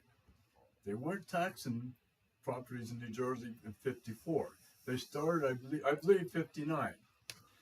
Now, when you get the tax thing from the township, it says block lots. There's no block lot on my dad's deed. And I took it to the county when I was trying to get the taxes, reevaluated to like $1,000. I don't want to pay taxes on this with the bank problems. We had bank violations. The Bank of America adjoins my dad's property, and there were violations. They went to build over the parking lot, over his buffer. They encroached. Yeah. So when I went there, and I showed them the deed, they're like the mayor, a couple, they're looking through the deed, looking for the block lot. It's not on there. So I'm waiting to get other stuff straightened out because the tax is like about $500 a month, But they don't have authorization to tax that because the block lot isn't on the deed. Right. He bought it with silver. Right. It has that silver little. Wow. So he paid silver. So that he owns the property. See? Wow. Versus that's now, a problem. When my mom passed away, the lawyer wanted to take my mom off the deed and put the block. I said, no, I ain't changing this deed. So even though he passed away 9 years ago, I'm not changing that deed because all those taxes he paid since '59, I'm gonna ask for indemnity for it. Right, indemnification, reimbursement. It's over it's almost 300,000, I believe. Wow. Over the how many years? Right. 70 years now, almost. Right. Right. Yeah. They bought the year I was born. So right. So yeah. Well, and again, what they're doing is they're taxing that minor estate. Okay, and so they don't have authority. That's criminal conversion. That's violating your rights under the color of law, 18 U.S.C. 242, conspiracy, 18 U.S.C. 241. I mean, it just goes on and on.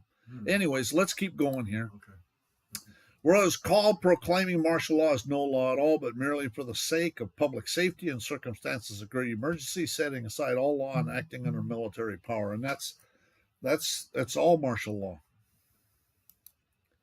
That's why you have to pass statutes for common law offenses.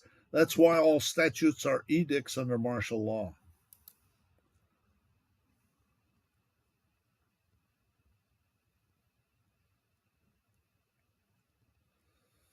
Okay, well, so what we should do, how much more I got to do on this? Oh, damn, I got a bunch of slides. What I'm going to do is try and breeze through some of these. Either that or we should take off. It's noon right now. Should take off for lunch and come back. And We have a big breakfast, right? we can't even begin to count the number of times lawyers, judges, lawyers, and statesmen said there isn't any common law anymore. It's been replaced by statutes. They'd be more truthful if they said there isn't any common law anymore. It's been replaced by martial law. That's Judge H. Ellett of the Utah Supreme Court in his book, The Non-Ratification of the 14th Amendment, related to the case Diet versus Turner. There's no common law offenses against the United States, only those acts which Congress has forbidden with penalties for disobedience of its command or crimes. Again, it's derogation of common law, right? So it's inferior court of limited jurisdiction. Under Texas law, no act or omission is a crime, and I can just about guarantee you every other state has similar stuff. Under Texas law, no act or omission is a crime unless made so by statute. The legislature may create an offense and in the same enactment provide exceptions to its application. Again, derogation of common law. Inferior courts of limited jurisdiction. So how does one deal with a state that legislature that actually passes a statute regarding their criminal code, quote unquote, that states that common law crimes are hereby abolished? I know. They do that. Arizona's the same thing. That's just telling you that that's the corporation. They can only do that in the corporation. We, the people, are still there, and we, the people, can still do common law. But we, the people, are asleep at the wheel. That's really what it comes down to. It really is.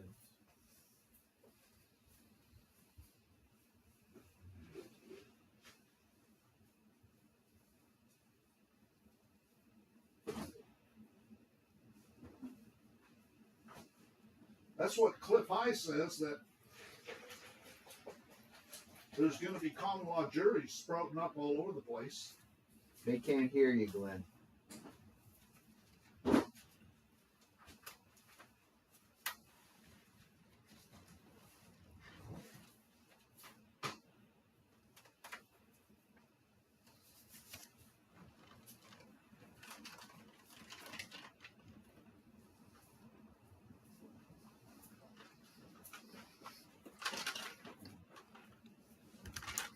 So, on the Seventh Amendment, was the reason that was passed and ratified was so that it would apply on the territories, because common law already existed in the states. In suits at common law, where the value in controversy shall exceed $20, that no fact, I'm paraphrasing, shall be found, it shall be valid, no fact can be overturned in any court of the United States. Did that apply to courts of, say, New Jersey or New York at the time in the late 1700s, early 1800s, or was it specifically because the Western territories of Ohio area, the Ohio territory, the Michigan territory, they had never been settled yet, and Congress was passing statutes until such time as it became a state? Is that the reason for the Bill of Rights? No. Matter of fact, there's court cases that talk about it. The Bill of Rights is just simply to reaffirm certain common law rights that already existed. And in fact, there's the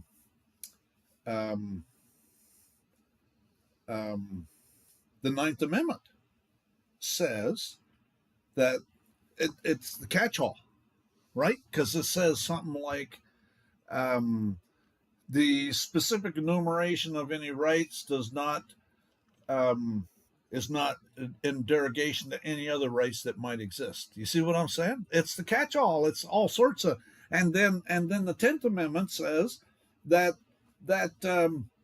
any rights not specifically granted are hereby withheld to the states or to the people.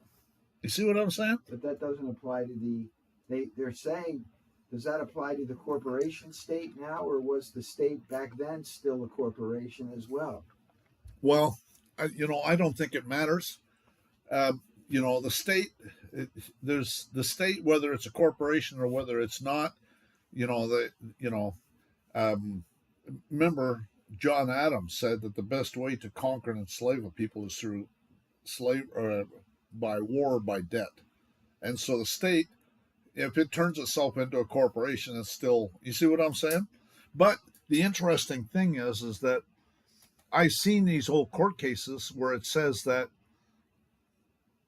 we, the people, are the state. And so therefore, that's why you can't sue the state, is because it's like suing yourself. It's impossible. But now that it's a corporation, it's easy to sue the state. But that's why they have the state has sovereign immunity, is because it's like suing yourself. But now it's a corporation. So the only thing you have to do is just say that it's a corporation. See what I'm saying?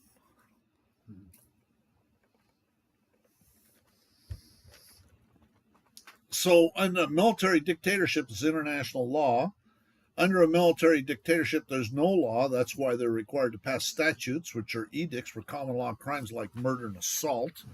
This creates civil law, which creates a democracy. Under a military dictatorship, you have a democracy. Democracy is international law. So you always got to challenge jurisdiction. So I have exclusive content available on HowTube. It's $9.99 a month plus videos plus unlimited email consultations. But I'm not a liar. Well, I meant an attorney. No, I meant a liar. But I can tell you what I would do under certain circumstances and where to find the forms. The only power that these New World Order Satanists have over us is through fraud and deception, and my agenda is to expose it for all our benefit, but I cannot fight all the battles. So I need people being on point. So some of my exclusive content is an Arlington private information share, land deed training. I've actually got a couple or three of those. Estoppel certificates training, foreclosure estoppel certificates training, corporate denial training, toll roads notice and demand training, invoice training, notice of void judgment training, revocation of signature training, third-party witness training, federal habeas corpus training. Revocation of voter registration, criminal complaint training. I've got 2 or 3 of those. I probably need to do some more. As a matter of fact, might do some more this weekend.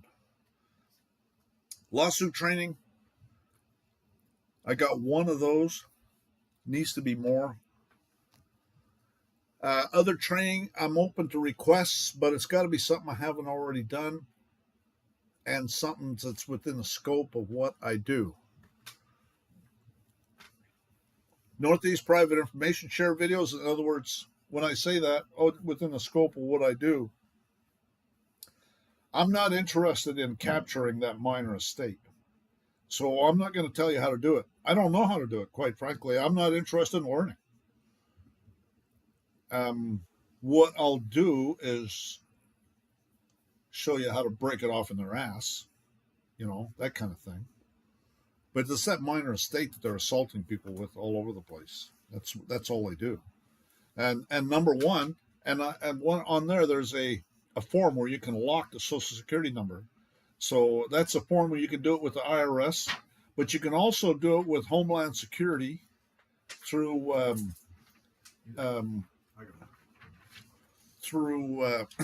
E-Verify.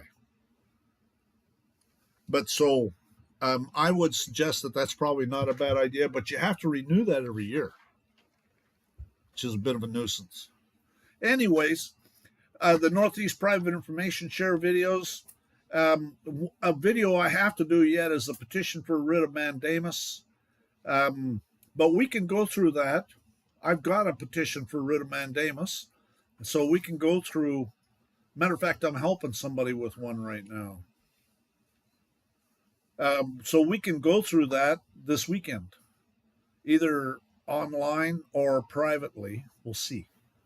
The videos that are taken down by YouTube, I put them up in my exclusive videos. First views of all new uploads, all forms files, all forms files and other instructions available for free, linked on my videos and on my website. All exclusive contents available on howtube.com, and you can buy a subscription there. Now, I don't have any control over the billing on Howtube. I cannot sell it. I cannot, if somebody sends me money, I can't sign them up. Okay, they have to do it through Howtube. I have no control over that at all. So don't send me money for Howtube because I cannot set you up. Has to be done through Howtube. And it's Sovereignty International. Anyways, the District of Columbia, all zip codes are related to the District of Columbia. This is all that minor estate again, remember? Code of Federal Regulations, okay? That's District of Columbia, that's minor estate. That's why they use the zip codes everywhere. All of these courts have a zip code, and it's because they're in the District of Columbia. They're commercial. And said Supreme Court shall divide said district into 10 subdistricts and prescribe the place in each subdistrict where the justice thereof shall have his office for the transaction of business, and may change the boundaries of subdistricts and the locations of the offices of the justice therein from time to time as the volume and convenience of the business may require. And that's Code of Law for the District of Columbia. All corporations are in a zip code. All government officers are in a zip code. The United States Postal Service is a corporation domiciled in the District of Columbia in a zip code. Should a suit be brought against any party or corporation in any district in which it does not reside or hold business, and a plea to the jurisdiction on this account may be filed by said defendant, the party or corporation interposing such plea shall disclose under oath the district in which it should have been sued. So notice in which he or it. So they're bringing in people that way. The Code of Law for the District of Columbia, Chapter 18, is entitled Corporations, and it's a huge chapter. Congress has plenary jurisdiction over corporations to regulate commerce with foreign nations and among the several states and with the Indian tribes, Article 1, Section 8, Clause 3. When you incorporate into the government. Everything subject to regulations is government property. A corporation is a franchise from the government. So my Trump book is now available. I've got some over there. Mike Blackwell asked me to write the book, and it took me about 6 weeks because all I did is took a lawsuit and manipulated it and turned it into the book. But he had to babysit me for 6 months to get it ready to publish, and so I put him on the book, but I wrote the book. This is the back of the book, and he hired a company to help us with publishing it, and the company did this, and I think this nails it. It says, in Trump, a true American patriot or not, Glenn Fern and Mike Blackwell reveal the depths of corruption, deceit, and manipulation infesting our political system for hundreds of years, regardless of political affiliation. Read the hard evidence that exposes how our elected officials sold Americans into slavery. Understand the Founding Fathers' true intent when they formed our Republican form of government.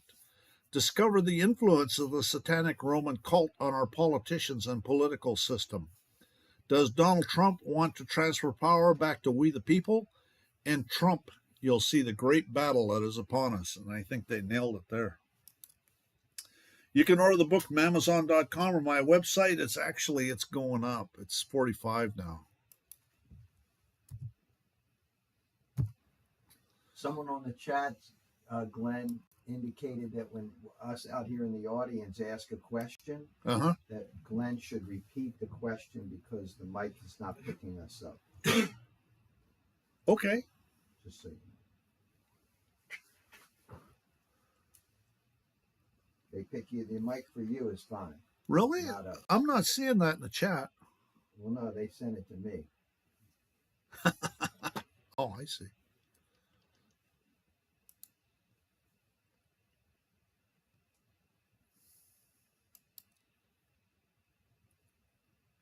Huh. Interesting.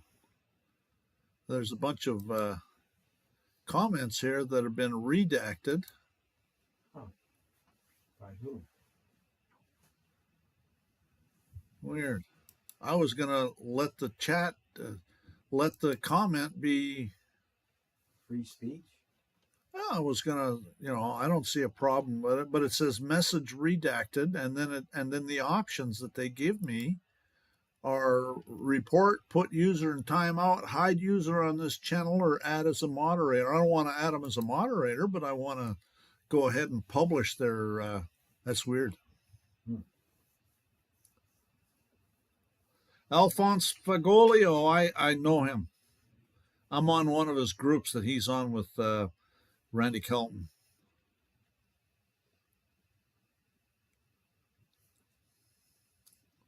There's groups, and I haven't been able to do it, but I've heard of, I should say, groups that are self-insurance groups, and they pool money into a bank account and make it available to.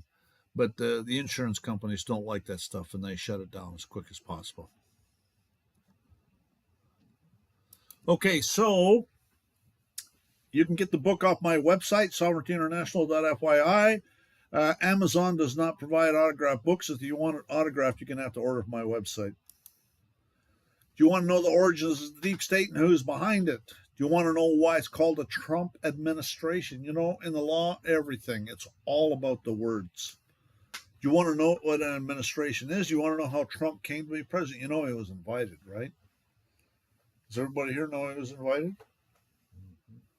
He's invited by the military. There was a YouTube video with Jerome Corsi.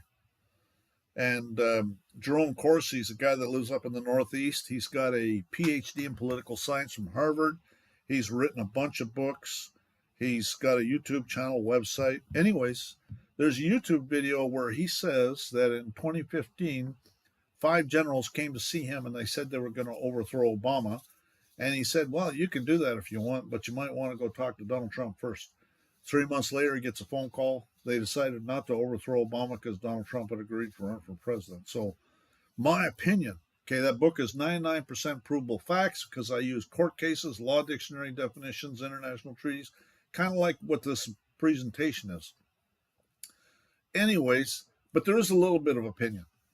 And my opinion is the entire Trump administration is a giant military psyop. You want to know who owns Congress? Why do you think Pelosi would get up there and say, we can't read this bill until after we pass it? Because she's taking orders from somebody. Do you want to know why they're called law enforcement officers? Do you want to know how you have become a slave? Do you want to know what the root cause of the War of Independence was? It's the same thing that's going on right now. It's that minor estate, really, is what the root cause of the whole thing is. Do you want to know why every president goes to visit the pimp? Well, I meant the Pope. No, I meant the pimp. On their first international trip, have you noticed that? The first international trip the president goes on, he always goes to see the Pope.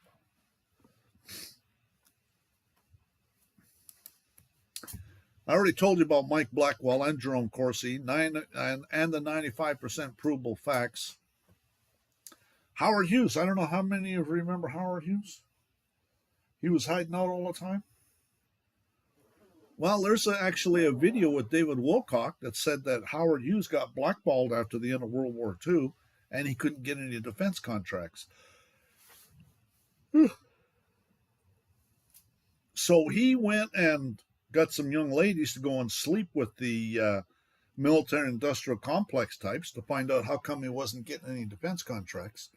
And that's when they found out that they were planning on, killing off 90% of us, and with wars and pandemics and stuff like that, and how they wanted to create a global plantation. And so Howard Hughes had actually published several manuals on how to defeat the whole thing, and Kennedy was implementing it. Remember, Kennedy circulated $6 billion worth of U.S. Treasury notes. And so they killed Kennedy, they killed his brother, they killed a bunch of other people. And that's why Howard Hughes is hiding out. He probably figured he was next. And Trump, I think, in my opinion, that all these billionaires get approached by the New World Order crowd and they get told, you're going to go along with our program, you're going to turn up dead. And I think Trump was approached. I think Trump knew exactly what he was getting himself into. And he did it anyways. Matter of fact, he still says it. He says, people say, how come I'm doing this? Would I do it again? And he says, absolutely, I would. Damn. Anyways, I think there was a helicopter crash. I started out in 1976 working on airplanes. Helicopters, in fact. And so I know a little bit about helicopters. And there was a helicopter crash in 1984 that crashed because the blades came off. And I can tell you for a fact that helicopters never crash because the blades come off.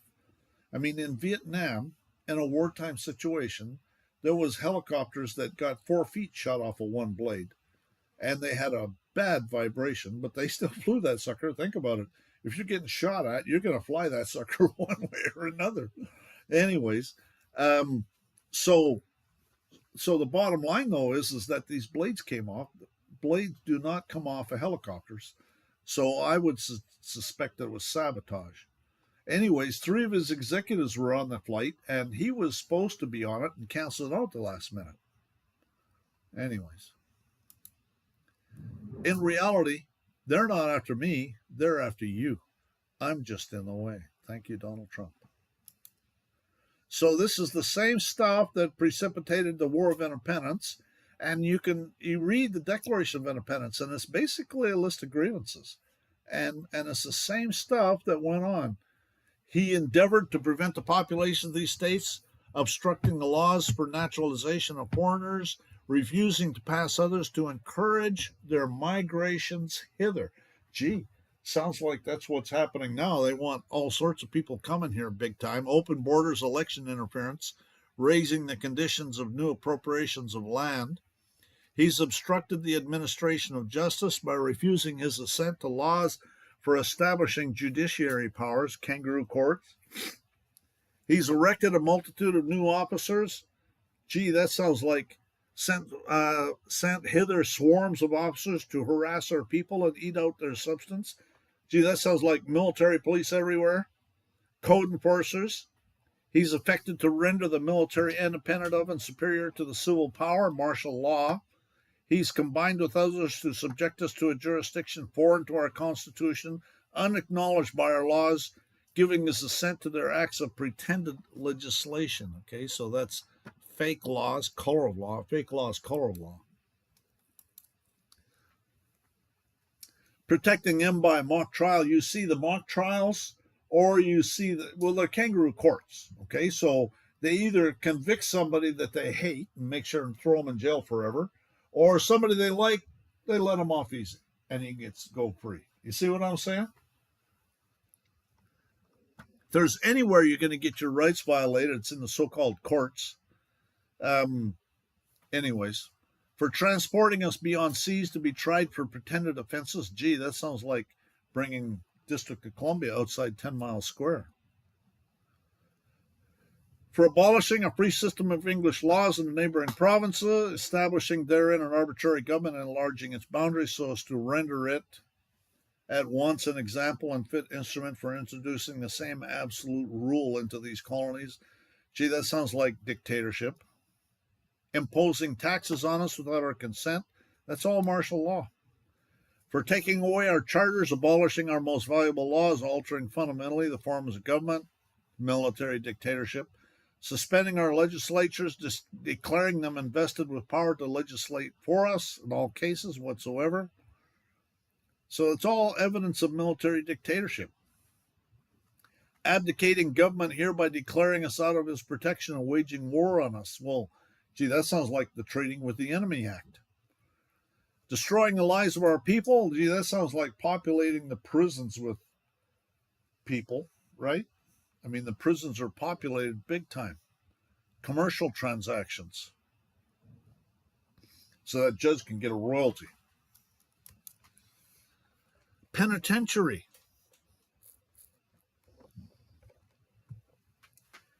A penitent, an ordainer of penances.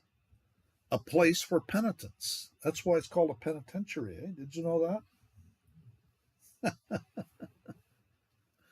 Penance, a punishment imposed by a crime for a crime by the ecclesiastical laws.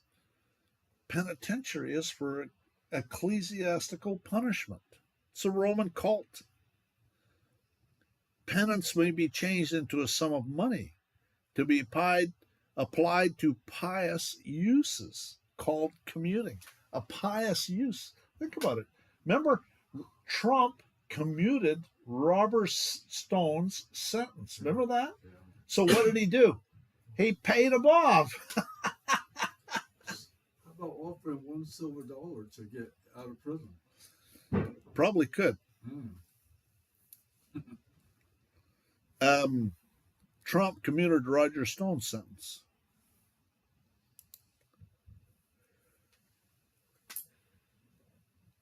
Ugh. The United States shall guarantee to every state in this union a Republican form of government, a well-regulated militia being necessary to the security of a free state. Okay, so necessary, that's the only place in the Constitution the word necessary is used. And again, the right of the people to keep and bear arms shall not be infringed. And there's friends of mine in New York that have been terrorized by the gun control crap. There was a guy that contacted me from New Jersey. He'd been doing open carry. And what he did, I told him to do, is make an affidavit and say that it's not an arm, it's not a weapon, it's not a firearm. Or no, it's not a weapon, it's not a firearm, it's not a gun, but it is an arm. And I have a right to keep and bear arms. And once he did that, the whole demeanor of the judge changed. And he never did contact me over that, so I'm guessing that it must got dismissed or something. I never heard from him after that. But I went and, we emailed back and forth several times, and he was here in New Jersey somewhere. And New Jersey has got really draconian gun laws. So check out my other videos, Banks or Thieves playlist, Roman Cult playlist, Bankrupt Corporate So-Called Governments, Bar Members 1 through 8, Do-It-Yourself, How Not to Volunteer for the Selective Service in the Draft, that's the killing fields. Martial laws here, do-it-yourself no income tax, do-it-yourself free mail, do-it-yourself kangaroo courts. Actually, it's going to be up to 30 now. I've got up to 30. Canada Border Pigs playlist, Bar Members and Their Satanic Connections playlist.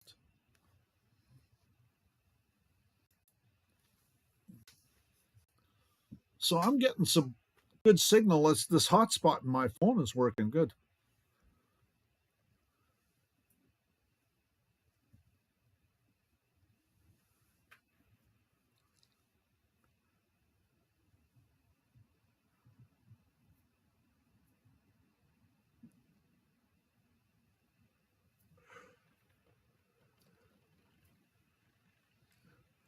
Trump just exonerated in the Stormy case. Wow. Yeah, well, that's not surprising. That's a bunch of crap anyways.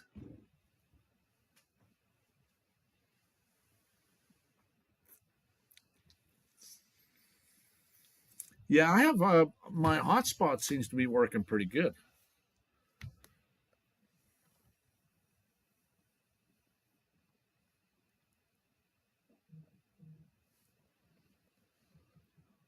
It'll notify me when I get up to 2 gigabytes of used data, and I rarely get up there, and it accumulates. So I'm not worried about it.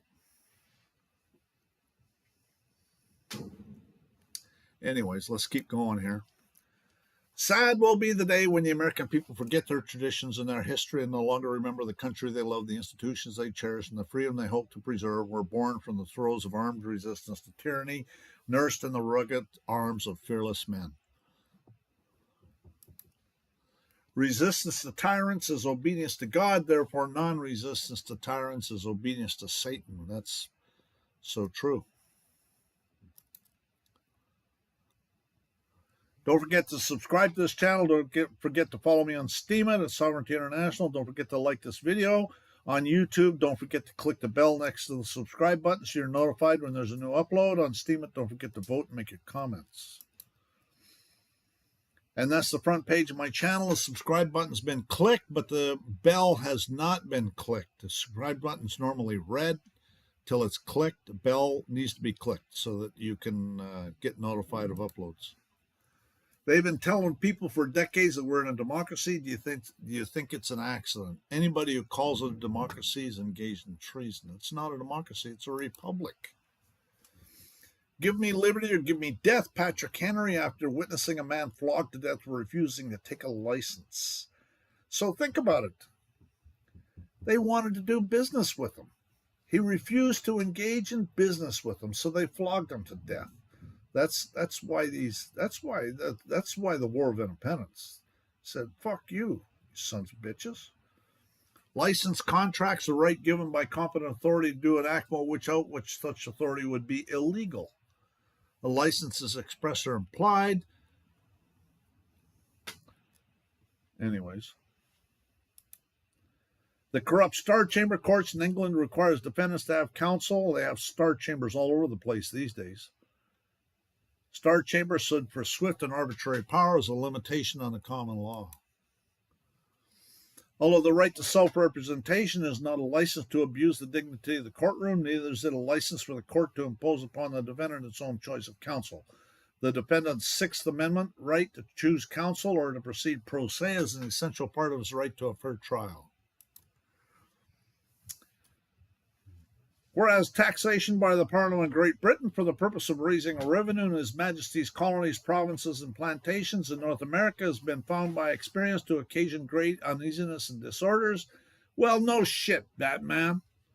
That from and after the passing of this act, the King Parliament of Great Britain will not impose any duty, tax, or assessment whatever payable on any of the colonies, provinces, or plantations in North America or the West Indies, except only such duties that may be expedient to impose for the regulation of commerce. And that's George III, Chapter 12, 1778. 2 years after the Declaration of Independence. Taxes cause the War of Independence. If they can tax you, then you are their slave. You got to understand that. You're forced to work for them for nothing. They're busy turning you into their slave. So that's all, remember, the minor estate. Okay, so that's what they're taxing, is that minor estate. They're busy turning you into their slave so they can tax you and then murder you and collect the fake money in the Treasury Direct account. There's two ways to conquer and enslave a nation. One is by sword and the other is by debt. When acting to enforce a statute and subsequent amendments of the present date, the judge of municipal court is acting as an administrative officer and not in a judicial capacity. Courts administering or enforcing statutes do not act judicially, but merely ministerially, but merely acts as an extension, as an agent for the involved agency. They're bought and paid for clerks. It's the accepted rule, not only in state courts, but in the federal courts as well, that when a judge is enforcing administrative law, they're described as mere extensions of the administrative agency for superior reviewing purposes. Bought and paid for clerks. Judges who become involved in enforcement of mere statutes, civil or criminal in nature, act as mere clerks of the involved agency. Ministerial officers are incompetent to receive grants of judicial power from the legislature. Their acts in attempting to exercise such powers are necessarily nullities. Where there's no jurisdiction, there's no judge. The proceeding is as nothing, such has been the law from the days of Marshal Saya.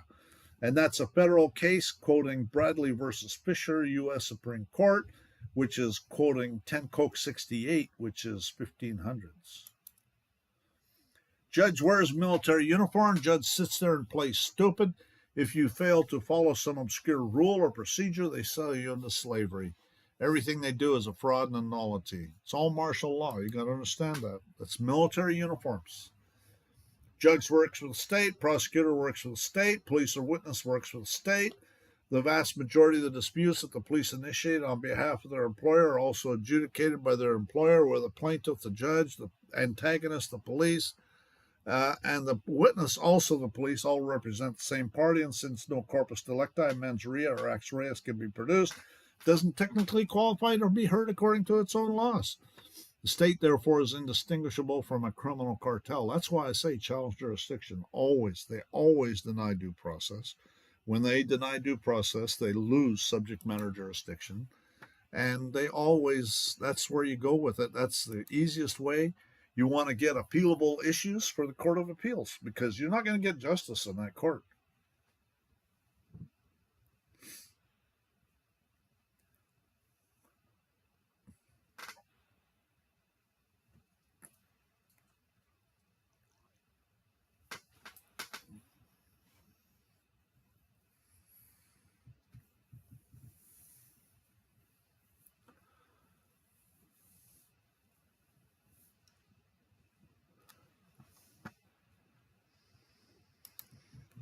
But in fact, in law, such statutes are intended to be applied to those who are here as residents in the state under the Interstate Commerce Clause of the Federal Constitution and the so-called 14th Amendment.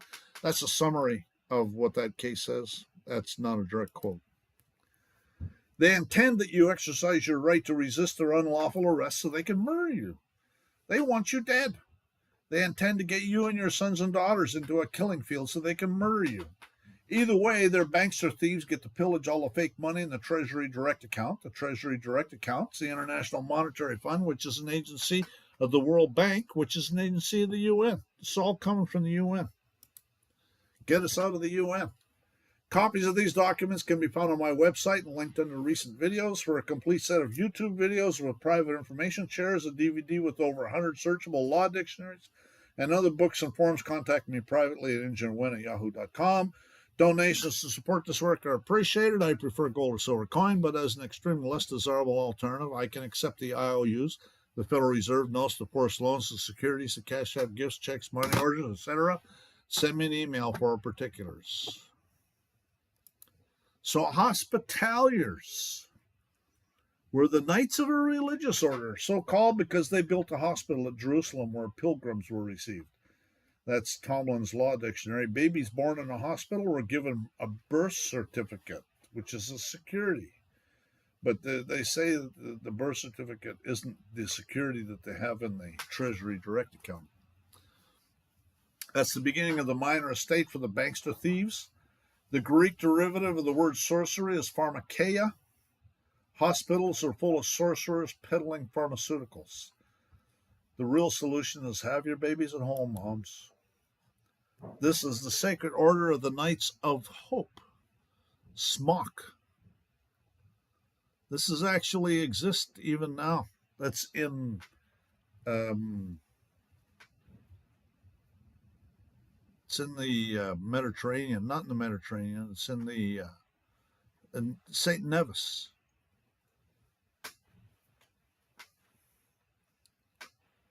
It's in the Nevis Island, which is it's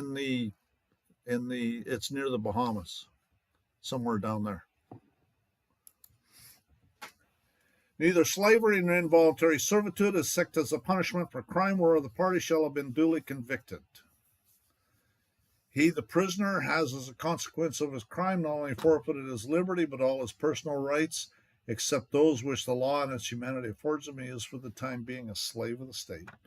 So you're sold into slavery. That's satanic. If a man be found stealing any of his brethren, the children of Israel, maketh merchandise of him, then that thief shall die.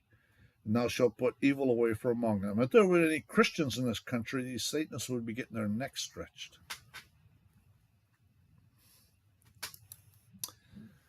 We can have a benevolent dictator, a tyrant.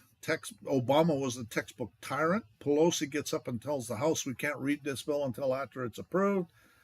Lindsey Williams story. Lindsey Williams was a guy who was a Christian minister. He went up to the Alaska oil pipeline in the 60s, and they liked what he was doing, so they invited him to their board meetings for the Alaska oil pipeline, and he would go to their meetings, and he got a room in their camp and all that stuff. And he got to know some of the elite. And they were telling him for years what they were planning on doing. And so every year, once or twice a year, he'd come out with a video and say, this is what the elite are planning on doing. And then you'd see it happening.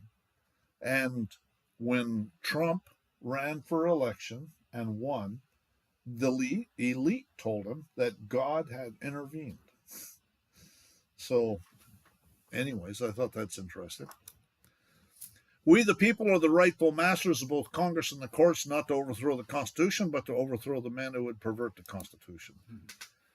This is Janet Yellen's website, where it says that she swore her oath.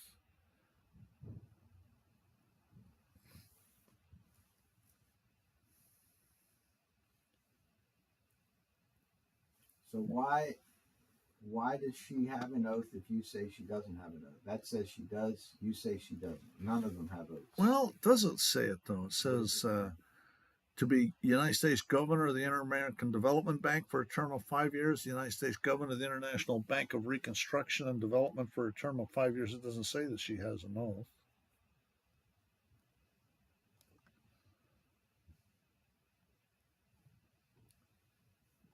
Maybe it's here. Biden announces 3 key nominees, announced his intent to nominate the following leaders to serve as key leaders of his administration.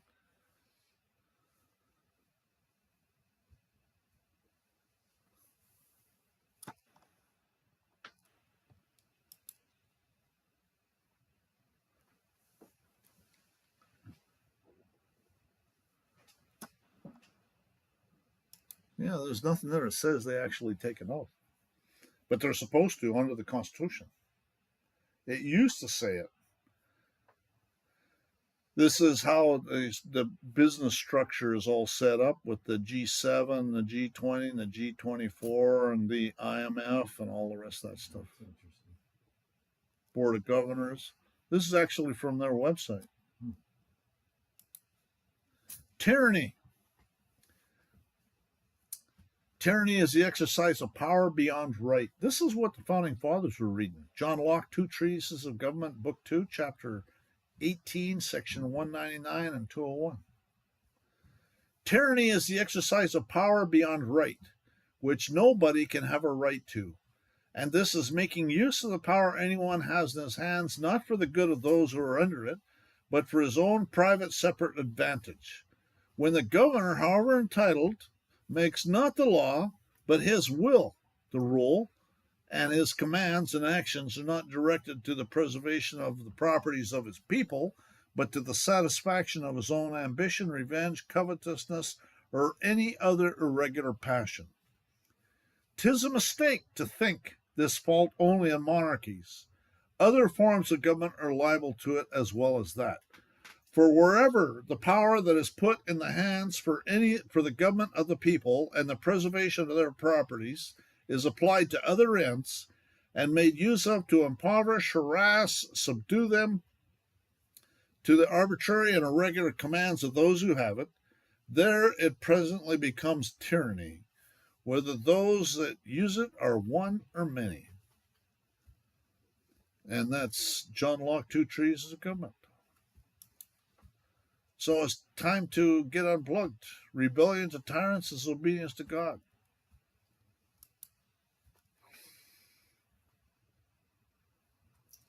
The refusal of King George III to allow the colonies to operate an honest money system which freed the ordinary man from the clutches of the manipulators was probably the prime cause of the revolution. And that's the same thing that's going on today. America needs God.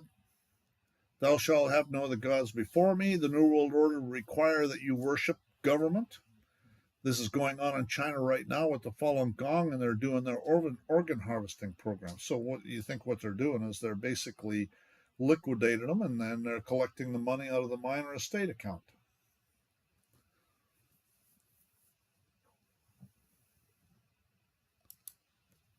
The end of democracy and the defeat of the American Revolution will occur when government falls into the hands of lending institutions and moneyed and corporations. A republic is the only form of government which is not eternally at open or secret war with the rights of mankind. So they're either at open or secret war. And it's not a republic then, is it? If once the people become inattentive to public affairs, you and I and Congress and assemblies and judges and governors shall all become wolves. Seems to be the law of our general nature in spite of individual exceptions. Never trust a government that doesn't trust its own citizens with guns. No joke, eh? Any society that would give up a little liberty to gain a little security will deserve neither and lose both. We now live in a nation where doctors destroy health, lawyers destroy justice, universities destroy knowledge, governments destroy freedom, the press destroys information, religion destroys morals, and our banks destroy the economy. Sounds like a martial law. You must realize that there is no government helping you. Only a corporation-controlled and bankster-funded mafia enslaving you.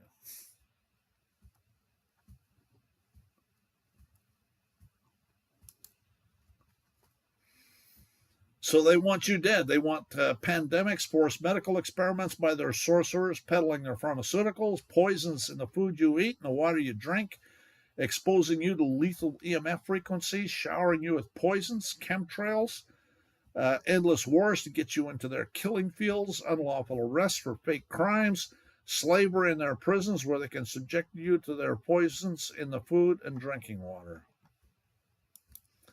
There's the real domestic terrorists right there. In 2003, the UK government passed a new law which exempts them and the water companies from all claims as a result of disease or death from fluoride in the drinking water. Ask yourself why. It's because they're going to get a lot of claims, obviously.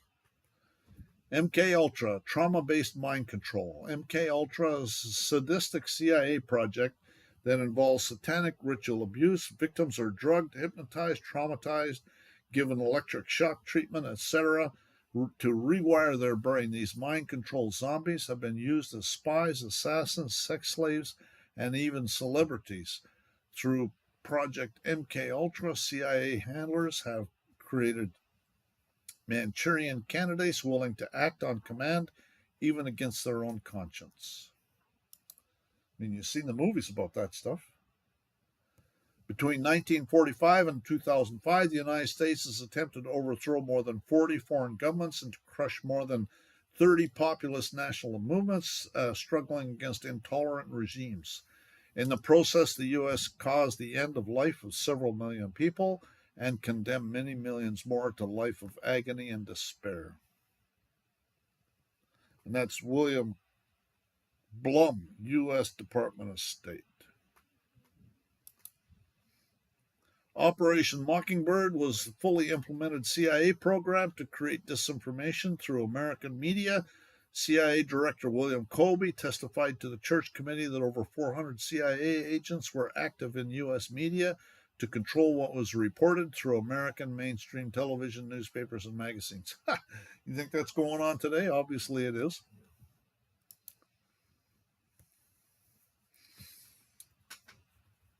Copy and paste all stories, flood them with the truth. The shoe bomber was CIA. The Beltway snipers were CIA. The Fort Hood shooter was CIA. That's always CIA. Hi, I'm Pablo Escobar. You may know me as the greatest drug trafficker of all time. Forbes named me one of the richest people in the world for 7 consecutive years, since I was making $420 million a week smuggling 80% of all the cocaine in the United States. But did you know that my son just revealed that it was made possible because I work for the CIA? And same with, what's his name? Who's in charge of Facebook? Wahlberg. Mark Wahlberg. Sorry? Mark Wahlberg. No, not Mark. Mark, it's Mark. Something. Yeah, but so the CIA is the one the Defense Intelligence Agency actually had Facebook running, and they changed the name at the last minute, and started up Facebook. And Mark, yeah, I know who you're talking about though. The CIA owns every one of any significance in the major media. We know our disinformation program is complete when everything the American public believes is false. Deception is a state of mind and the mind of the state. I've heard that the CIA is being Zuckerberg, yeah. I've heard that the CIA is being attacked right now. For a matter of fact, it was a Project Veritas. What's his name? He used to be Project Veritas. They went and got a CIA whistleblower to go and say a whole bunch of shit. I was watching a YouTube video about it yesterday. It's a brand new video. Had Alex Jones on it and all sorts of stuff. Deception is the state of mind and the mind of the state. The CIA owns every one of every major media. Weapons of mass deception. NBC, CBC, ABC, CBS, Fox News. Now Google too. Yeah. They want you dead. Hey, CIA, is that a drug war you're running? 4 tons of cocaine on board CIA plane that crashed. Oops. Or are you just running drugs? The CIA, when we're not making up evidence, we're destroying it. Yeah, we're almost done. A true republic cannot have a secret government like the CIA that meddles in elections all over the world, as we're finding out with the latest news in America, too. They're meddling with our elections. Our fearless protector, FBI, licensed to kill anyone we want, anytime, any place, without any fear of punishment. Pentagon Inc., masquerading as private companies, Google, YouTube, Facebook. When your government has all the guns, they want you dead. Just following orders. I was just following orders is never a valid excuse or justification for immoral criminal behavior, and this lame attempt to abdicate personal responsibility should never be accepted as a valid excuse for such behavior. Every great injustice has been at the hands of someone just following orders. Oh, look at all the good citizens there. We have grasped the great truth that it was not rifles, not tanks, not atom bombs that created power, nor upon them that power rested. Power depended upon public obedience and a willingness to submit. And they want you dead. Why does government want to ban semi-automatic rifles? It's because they know you won't get into boxcars willingly. I text or Trump about having the sheriffs put away AK-47, whatever, the assault weapons they call. Uh-huh. And when we need to fight off a foreign entity, the deputy or sheriff appoints deputies, and then he gives them the weapon, just like they did back in the militia days. Well, I gave that suggestion to Trump when he was in office. He sent me back a thing, that accommodation thing later, but... Yeah. China established gun control in 1935. From 1948 to 1952, 20 million political dissidents unable to defend themselves were rounded up and exterminated. And that's the guidestones that's been destroyed. Who's really to blame? After all, there are over 7 billion of you and a handful of us. Ask yourself, who pulls the triggers? Who drops the bombs? Who pays the taxes? Who borrows the loans? Who buys the myths? Who writes his own? Who shuns his neighbors? Who looks the other way? Who sits around waiting for someone else to fix it all? Take a close look at the mirror. You might not like what you see. Everything got burned except the passports. 2 planes brought down 3 buildings. It's amazing how that works, eh? The so-called Patriot Act is a fascist manifesto. Watch my recent video about why the United States is a fascist dictatorship. Fascism is the merger of corporations and states. They want endless wars. They want pandemics. They want forced medical experiments. They want unlawful arrests. They want anarchy and murder. They want chemtrails. They want lethal EMF radiation. They want kangaroo courts. And when you turn up dead, they get to pillage all the fake money, and the Roman cult says to usufruct minor estate treasury direct account with the International Monetary Fund. Woohoo! They win any way you want to look at it. When you get sick, the sorcerers get to sell you some pharmaceuticals. When you get really sick, their hospitalier sorcerers get to peddle some pharmaceuticals, and maybe they get to butcher you up before you turn up dead. When you turn up dead, they get to pillage all the fake money, and the Roman cult says to usufruct minor estate treasury direct account with the International Monetary Fund. It's a win-win-win scenario for them no matter what happens. They want you dead. Just look at everything is backwards, everything is upside down. Doctors destroy health, lawyers destroy justice, universities destroy knowledge, governments destroy freedom, the major media destroys information, and religion destroys spirituality. Hey, there's my kind of girl. The United States is third in murders throughout the world. If you remove Chicago, Detroit, Washington, D.C., St. Louis, and New Orleans, the United States is then 189th out of 193 countries in the entire world. P.S. All 6 cities have strict gun control laws. War is when your government tells you who the enemy is. Revolution is when you figure it out for yourself. Original assault rifle, banned from import, 1774. British attempt confiscation, 1775. 1776 revolution. When liberty and freedom are at stake, your silence isn't golden, it's yellow. I didn't say it would be easy, I said it would be the truth. We hold these truths to be self-evident, that all men are created equal, that they are endowed by their Creator with certain unalienable rights, that among these are life, liberty, and the pursuit of happiness.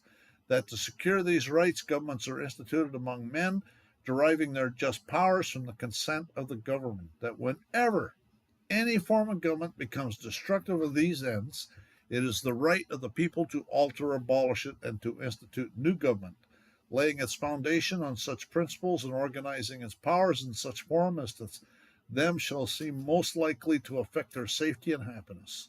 Prudence indeed will dictate that governments long established should not be changed for light and transient causes, and accordingly all experience has shown that mankind are more disposed to suffer while evils are sufferable than to right themselves by abolishing the forms to which they are accustomed. But when a long train of abuses and usurpations and pursuing invariably the same object evinces the design to reduce them under absolute despotism, it is their right, it is their duty to throw off such government and to provide new guards for their security. So, anyways, it's their right, it's their duty. So, so the question is whether you want to take control of that minor estate, and I would say I don't want to have anything to do with it. The problem is the minor estate. People think that they can get something for nothing, and there's people, basically pillaging. When you turn up dead, they get to take it, and so there's lots of unproven theories out there. I wouldn't do a UCC1. I don't do any of that stuff. If you participate in that, then you don't have clean hands, and that's question. What's that? I have an application in for Social Security, and so how would that give me unclean hands if I accept that because of the money I paid in through my labor over the years? I would say not. I collect Social Security. I mean, I've been out of work since 2015, so they're taking reprisals against me, and that's all I can do because I got to eat. So I'm only doing it because I have to. See what I'm saying? And I'm sure that would be the same thing with you. If you had another choice, you'd probably take advantage of the other choice. I got to use the washroom here real quick.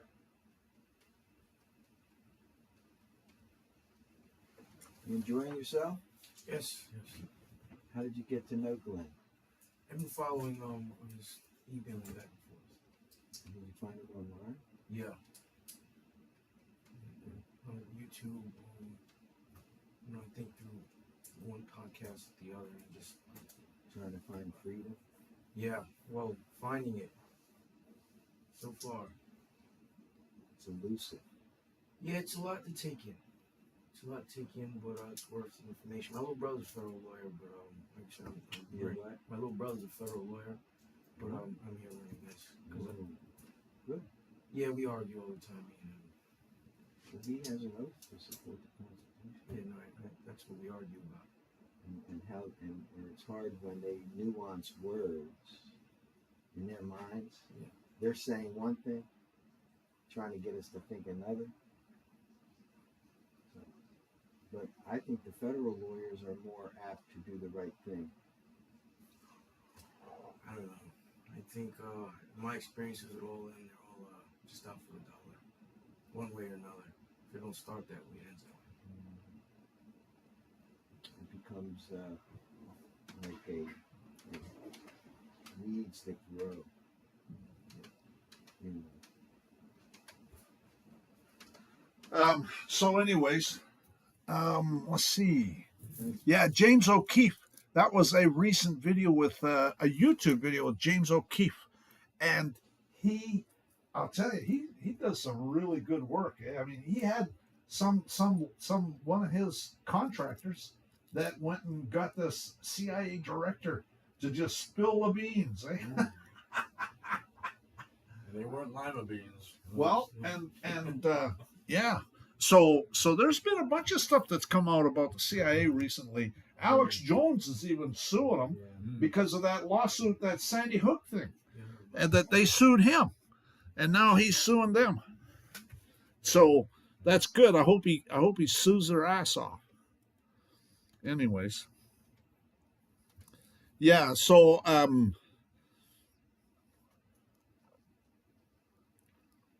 I think that you got to do what you got to do. But any more comments? Anybody have any questions in the chat on the live stream that we can answer while we're doing it?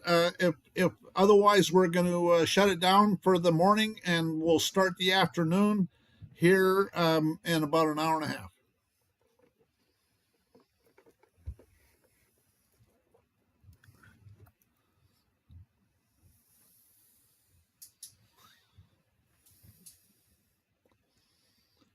Yeah, it's working pretty good now. I've been using my hotspot. You had to get mad, that's why. I guess, eh? Well, my hotspot and my phone works good, and I have actually lots of data on the thing. I never use it, so when I do need it, there's lots available. It's like 8 gigabytes, and then it accumulates, and I don't hardly ever use, 1 or 2. I think it has an alarm at 2. Says I use 2 gigs, but I hardly ever even hit that alarm.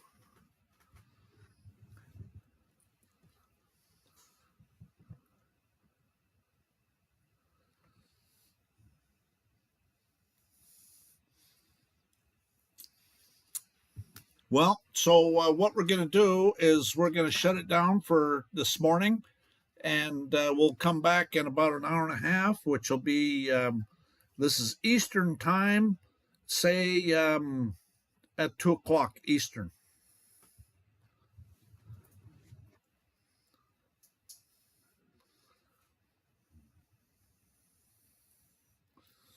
Yeah, I just file criminal complaints against them for felonies, all sorts of felonies.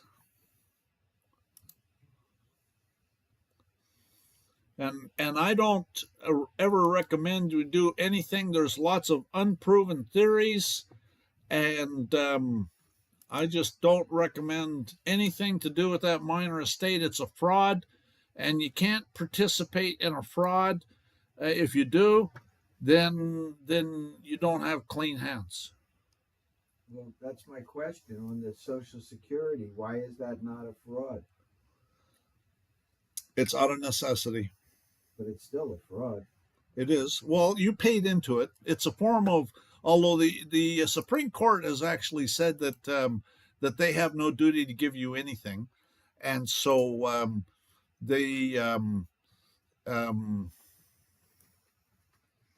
that's what the Supreme Court has said. And there was actually a guy who wasn't, I think he was an immigrant, and he wound up leaving the country here for a period of time, left, wanted to collect Social Security, and the Supreme Court said, well, we don't have any duty to give you anything. Now, they may not hear this, but just let the chat know that I used your tactic of under martial law, the occupying army must take care of the health care of non-combatants, which is your point that they're forcing me to do things. Right. So when did you use that? When you were in their hotel? No, I've been doing it since 2013. Mm. But I filled out the 1040, and then as you began to educate me, which again they might not hear me, so you can summarize it. But So you've been using the martial law as because they're supposed to take care of non-combatants, I'm a the peaceful occupying non-combatant. army, Exactly. for the health care. And so I was filling out the 1040, and then they said fill this out or else we're canceling you. Ooh. And I sent them your letter using your information, telling them you're an occupying force and you must. They never canceled me. It's been 8, 6, 7 years. Wow, nice. So he explained to them that we're under military occupation and the occupying force is required to take care of the health care. And this is after they threatened to cancel. And they threatened to cancel it, and they still haven't canceled it, and it's been like 8 years. Everybody get that online? But the name, that name that I have on the birth certificate, that can't have any assets. Otherwise, they take that first. So, Well, so that's easy to arrange. Exactly. Can't find a thing. Yeah. And when I was in the hospital that they forced me into because I refused a bar member, the state wanted money from the county to pay for my care. And they wanted me to sign and accept responsibility, which I refused. And so the county judge signed a legal settlement. That's an official word, a legal settlement to pay the county. Wow. The state. The county had to pay the state because I was ordered to go there by the county. So the state said, "You sent him here. Where's the money?" Yeah, right. It was $160,000. Wow. Wow. It came out. If you look up the word quote legal settlement unquote, tell them. Legal settlement. Yeah. The judge signed a legal settlement. Yep. How do you know? Did you see it? Yep. Wow. I have it from the county clerk. He got a copy from the county clerk. Yep. Okay. Yeah, and it said how much that I owed was $0. Wow. Well, when the judge signs it, it's hard to argue against the judge, you know. And the judge just attached the point is that the judge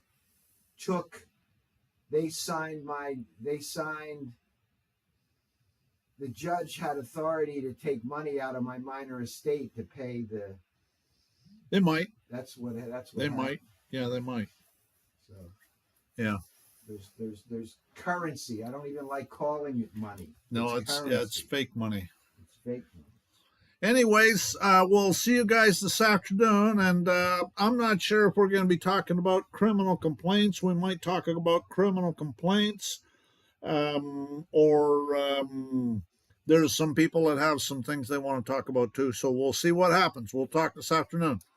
And so we're signing off for now. Have a great lunch, and we'll see you about 2:00 Eastern.